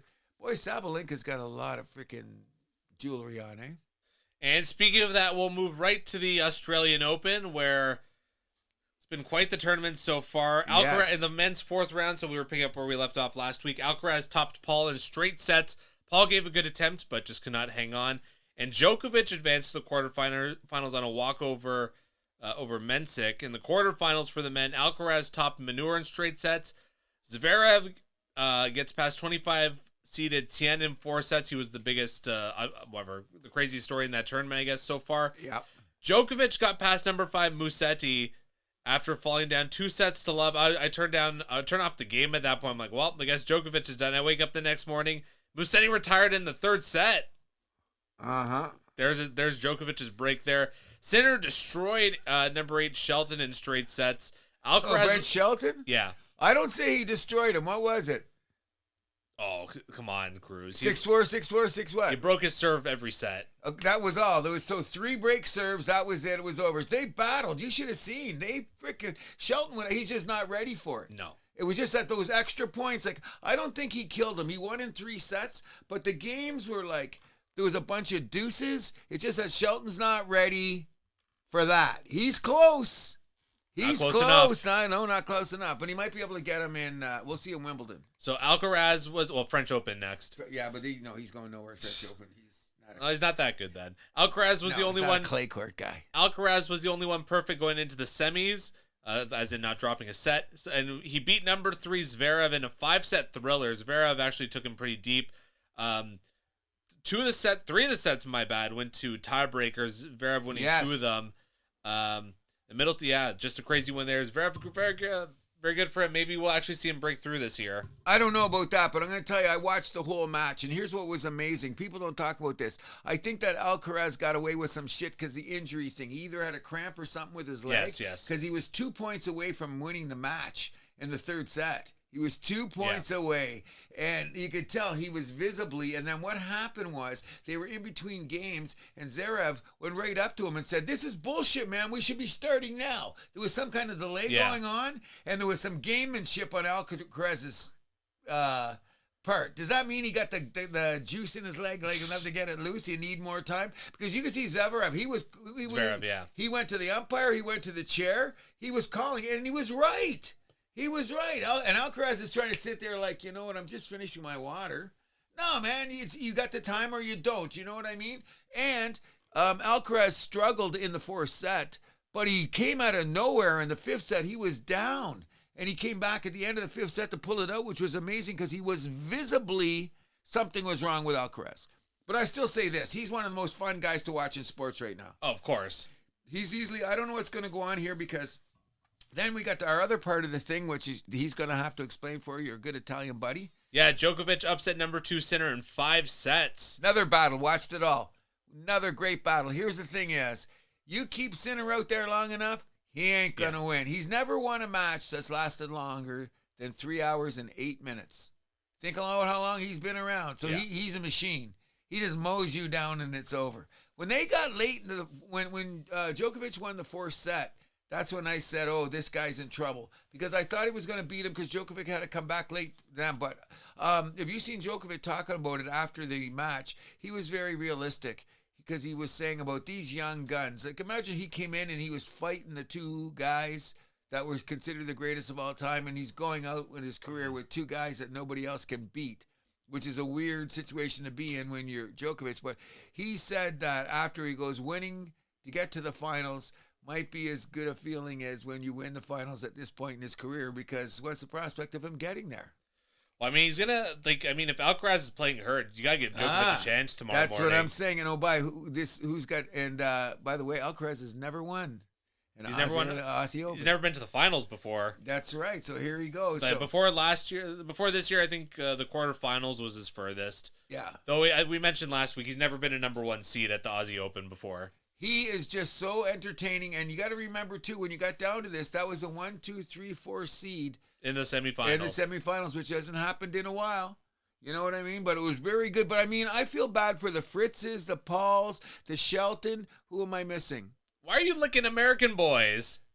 And no, I'm not. Just those 3 guys. And there's another guy. There's a European guy, too. These guys, they show up. They have great matches. They're making these guys play, but they're just not ready for prime time. You sound like guys defending hockey fights. It's about if you show up. No, but I mean, I love the matches. Like Sinner and Shelton was a great match. It's just that those points, you're not ready for prime time. And how long is it going to last for these guys? But I don't know. We'll see. Wimbledon, U.S. Open has got a whole year to go. But there's definitely a hierarchy. And even Zverev against Zverev, he gave it a shot. You know what I mean? And it wasn't for that injury and that weird gamemanship, maybe he could have slipped by because he seems to be ready there too. But he hasn't made a final either, has he? Oh, he's made a final. Yeah, he went to the Wimbledon final a couple years ago.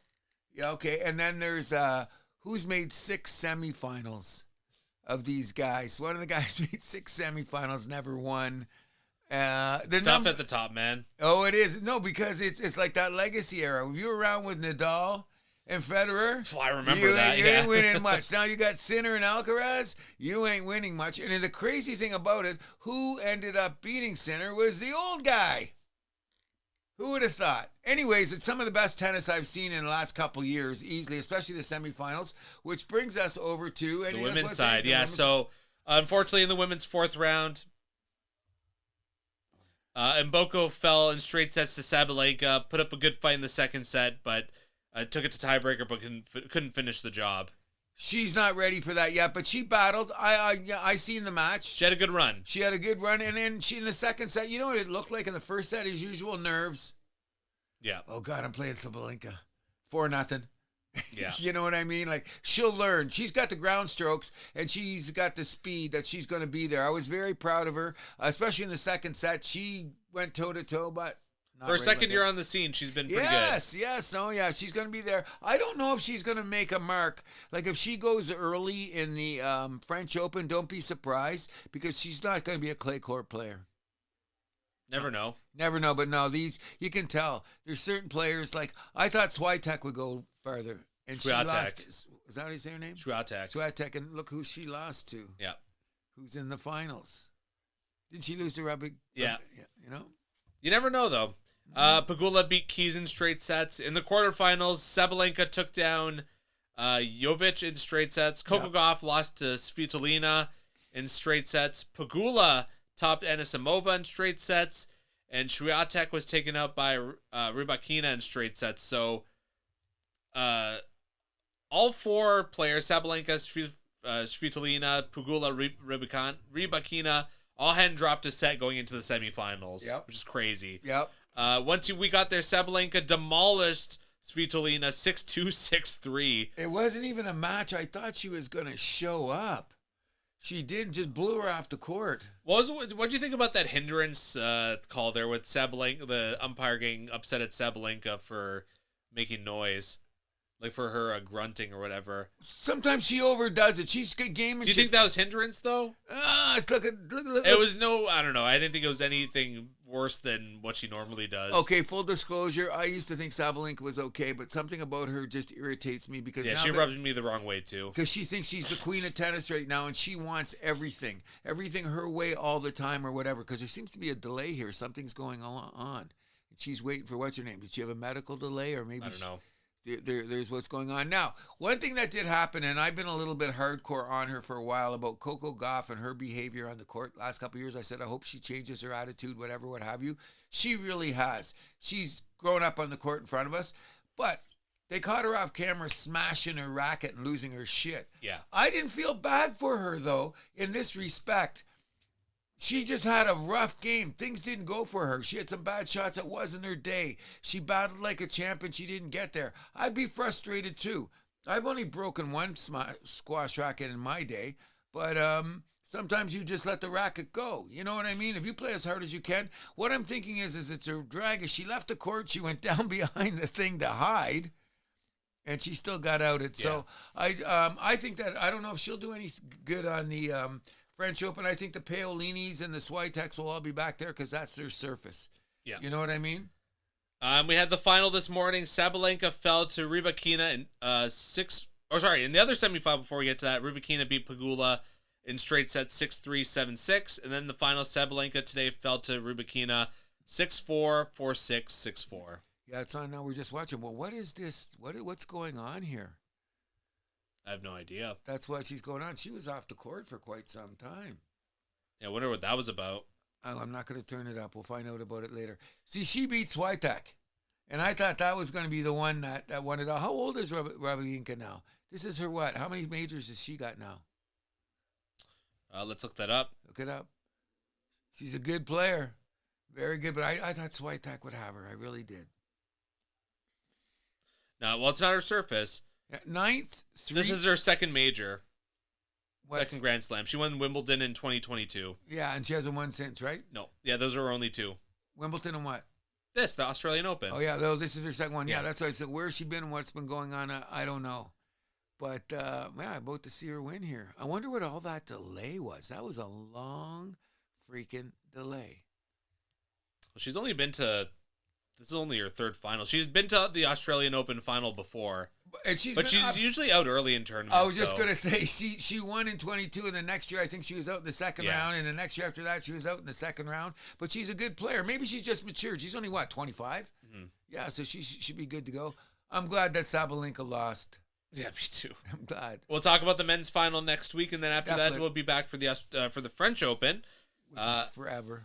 Yeah, it's in May, right? Yeah, whatever. It's forever. So we'll take this over to the PWHL, where the Scepters lost their final game before the Olympic break, 3-0 at Montreal on Wednesday. Scepters are now 17 points in 16 games, 7 points behind fourth place New York for the last playoff spot. They've been watching the Maple Leafs too much. That's the excuse. Yes. Don't watch the Leafs. Watch another team. You know what's good, though? Attendance is solid. Sure. Attendance has been solid. You get there, they're getting great on their, they're getting the coverage that they need. So let's give them the time of day. I'll just wait to see if they make the playoffs. Probably not. We'll move this over to a little bit of baseball talk. Not really much to talk about the Jays. It's kind of the calm before the storm, but The Athletics signed shortstop Jacob Wilson to a 7-year deal, $70 million with a club option for an 8th year. And how old is he? What was he, like 21, 22? I don't know. He's freaking young. Yeah. That seems to be the way to go right now, right? And he's in Oakland now. Lock in, well, not Oakland, but Sacramento. Sacramento, whatever the case may be. He's 23. 23. He's going to be 24 in March. Okay, so that doesn't matter. He's already going to make $70 million, right? Yep. That's money in the bank. He'll make more. No opt-outs either, though, right? No, it doesn't look like it. Wow. That's insane. That's incredible. Good for him. Anything you want to add for baseball? No, we're just going to wait there. There's still 3 or 4 pitchers sitting out there. Going to come down to the wire, most likely. You're going to be. And when is pitchers and catchers are assigned? When is the 16th? Like around? in a couple weeks. We're right there. But I think Champions League playoffs start and pitchers and catchers sign on the same day? Or the day after. It's got to be. It's late February, right? Then March Madness comes up. Oh, boy. We're getting close to good stuff again. Let's put it this way, people. By the next time we talk to you, it will be February. January's over. That's one less month of freezing our balls off that we have to deal with. You know what I mean? Because this has been a rough winter. February's worse than January sometimes. Yeah, so that's what I'm saying. Yeah. It's only 28 days, so buckle down. We got those 28 days to deal with, which has made me decide, Maria, I know you're going to be listening here. I want to take Stanley to where you got him trimmed. I don't want my dog shaved. I want him trimmed.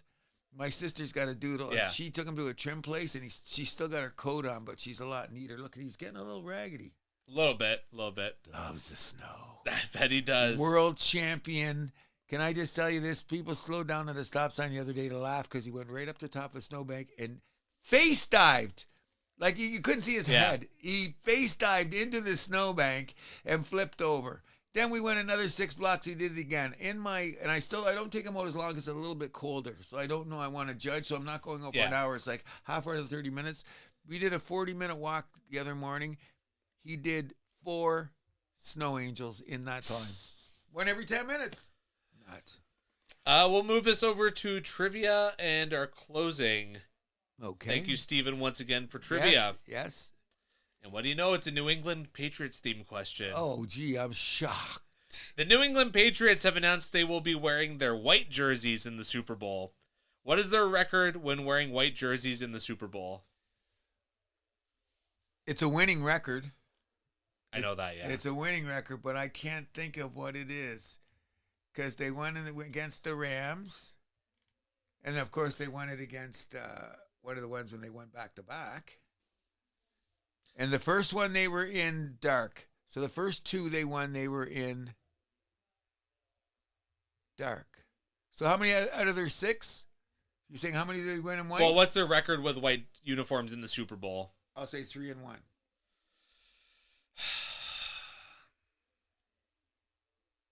me think.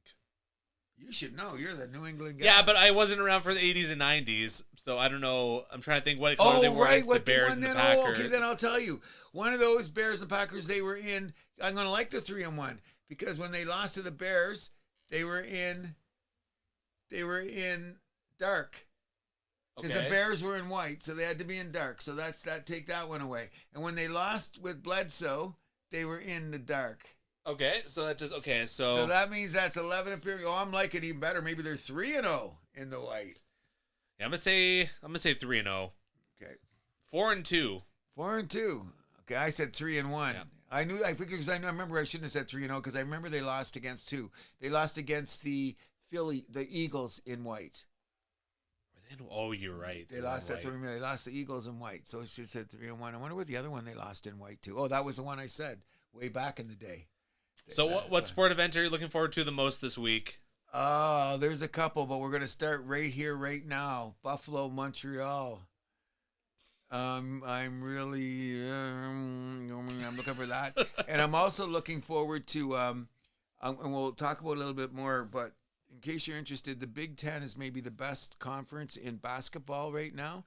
And there's 6 teams in the top 20. Michigan's already beat 2 of them. But I do think we play Purdue this week, and I'm really looking forward to that because Purdue has fallen down and Illinois has come up. So I think we've got 1 or the 2 of them later this week. But I'm definitely looking forward. Number 1 is Montreal and Buffalo tonight. See what we can do in Buffalo. For me, it's the Australian Open final. See if Djokovic can get record 25th major. I forgot. I'll be up for that tonight. No doubt about it. I will stay up. You know, I'm going to just take a snooze and then wake up for it because then you get this. Because I had this on tape. And tomorrow, I guess I'll just reveal us on the show now. I'm going to be recording a Formula One special, not with you, Cruz, but with our good friend Marco Giovanetti and my brother. We'll be a little 3-man panel. That's great. Putting all 21 Formula One drivers from this past season into tiers. Make sure you have 3 mics. I know. I will be grabbing them. Thank you. Make sure you have 3 mics. Will we get a surprise from you tomorrow? What time? We're going to be mics on at 11. You will get, okay. You'll get a surprise. If not before, during whatever. Yeah, because I've taken a look. I'm trying to say in all of this, I can't tell you because you're doing it tomorrow. Where's Carlos Sanz in all of this? Just because he's on that team. Take the team out of it. Just want to Okay, then he's like, I was looking at him because some of the guys I'm going, I don't know, Albon. The guy you know who I like in there too. He got his first podium this year. If he was on a better team, the 3,000 guy. What was his name? Finally made the podium this year after about 8. Hulkenberg. Hulkenberg. He's good. I don't think he's top 10. No, maybe he is. But I like Carlos Sanz. I would put him up there. He's one of the guys. I like your Russell call because I took a look at the list yesterday. Russell's a very good call when you kind of think about it. If Mercedes has the car, he could be a world champion this year. He's a good go, yeah. Yeah, I'm looking forward to that. It was interesting. I did say that now that they're doing that testing thing, some shit has happened already, eh? Oh, absolutely. We'll talk about more about Formula One as we approach the season. But Cruz, thank you once again for a great show today. Oh, always. Have a great week. You do too. And look, I'm very happy to say that Sabalenka is not the prettiest girl on the. Oh, why'd you gotta take it there? Because you just seen her face. That's not that. No, she's a pretty girl. I'm just saying she just didn't have her prettiest face on in that look. But they all do when you're losing, you get mad. Come on, you get those looks on your face. It's just that the camera just caught it at a bad time. You know, she's all right. You know who she reminds me of? What was that thing that Angelina Jolie was in and there was a bad witch? That movie with the bad witch? Bad witch? There was a movie with a bad witch. That's who Sabalenka reminds me of. I don't know what you're talking about. There's that movie. What was it? Or maybe Angelina Jolie was the bad witch. Oh, are you talking about the Disney one, Maleficent? That's Sabalenka. I don't know about that. She could play that. The evil one. See, look at Sabalenka. She unhappy. Anyways, let's get out of here. Let's not talk about the nuances of tennis players when they're losing. Anything else you bring to the table? That's go it for me. Habs, go! Go Habs, I guess. You know what? You know what's going to be really interesting by this time I call about how many Canadian teams did I say we're going to make the playoffs this year? I think I said 4. That's not looking good. Not looking either. I'm saying by this time next year we should be playing some. Well, the Toronto will be on what? Game losing streak by then. Right? Yeah, we'll see. Guess closer. Nah, man, you guys lose to Vancouver. Come on, stop. Could be a rough Sunday.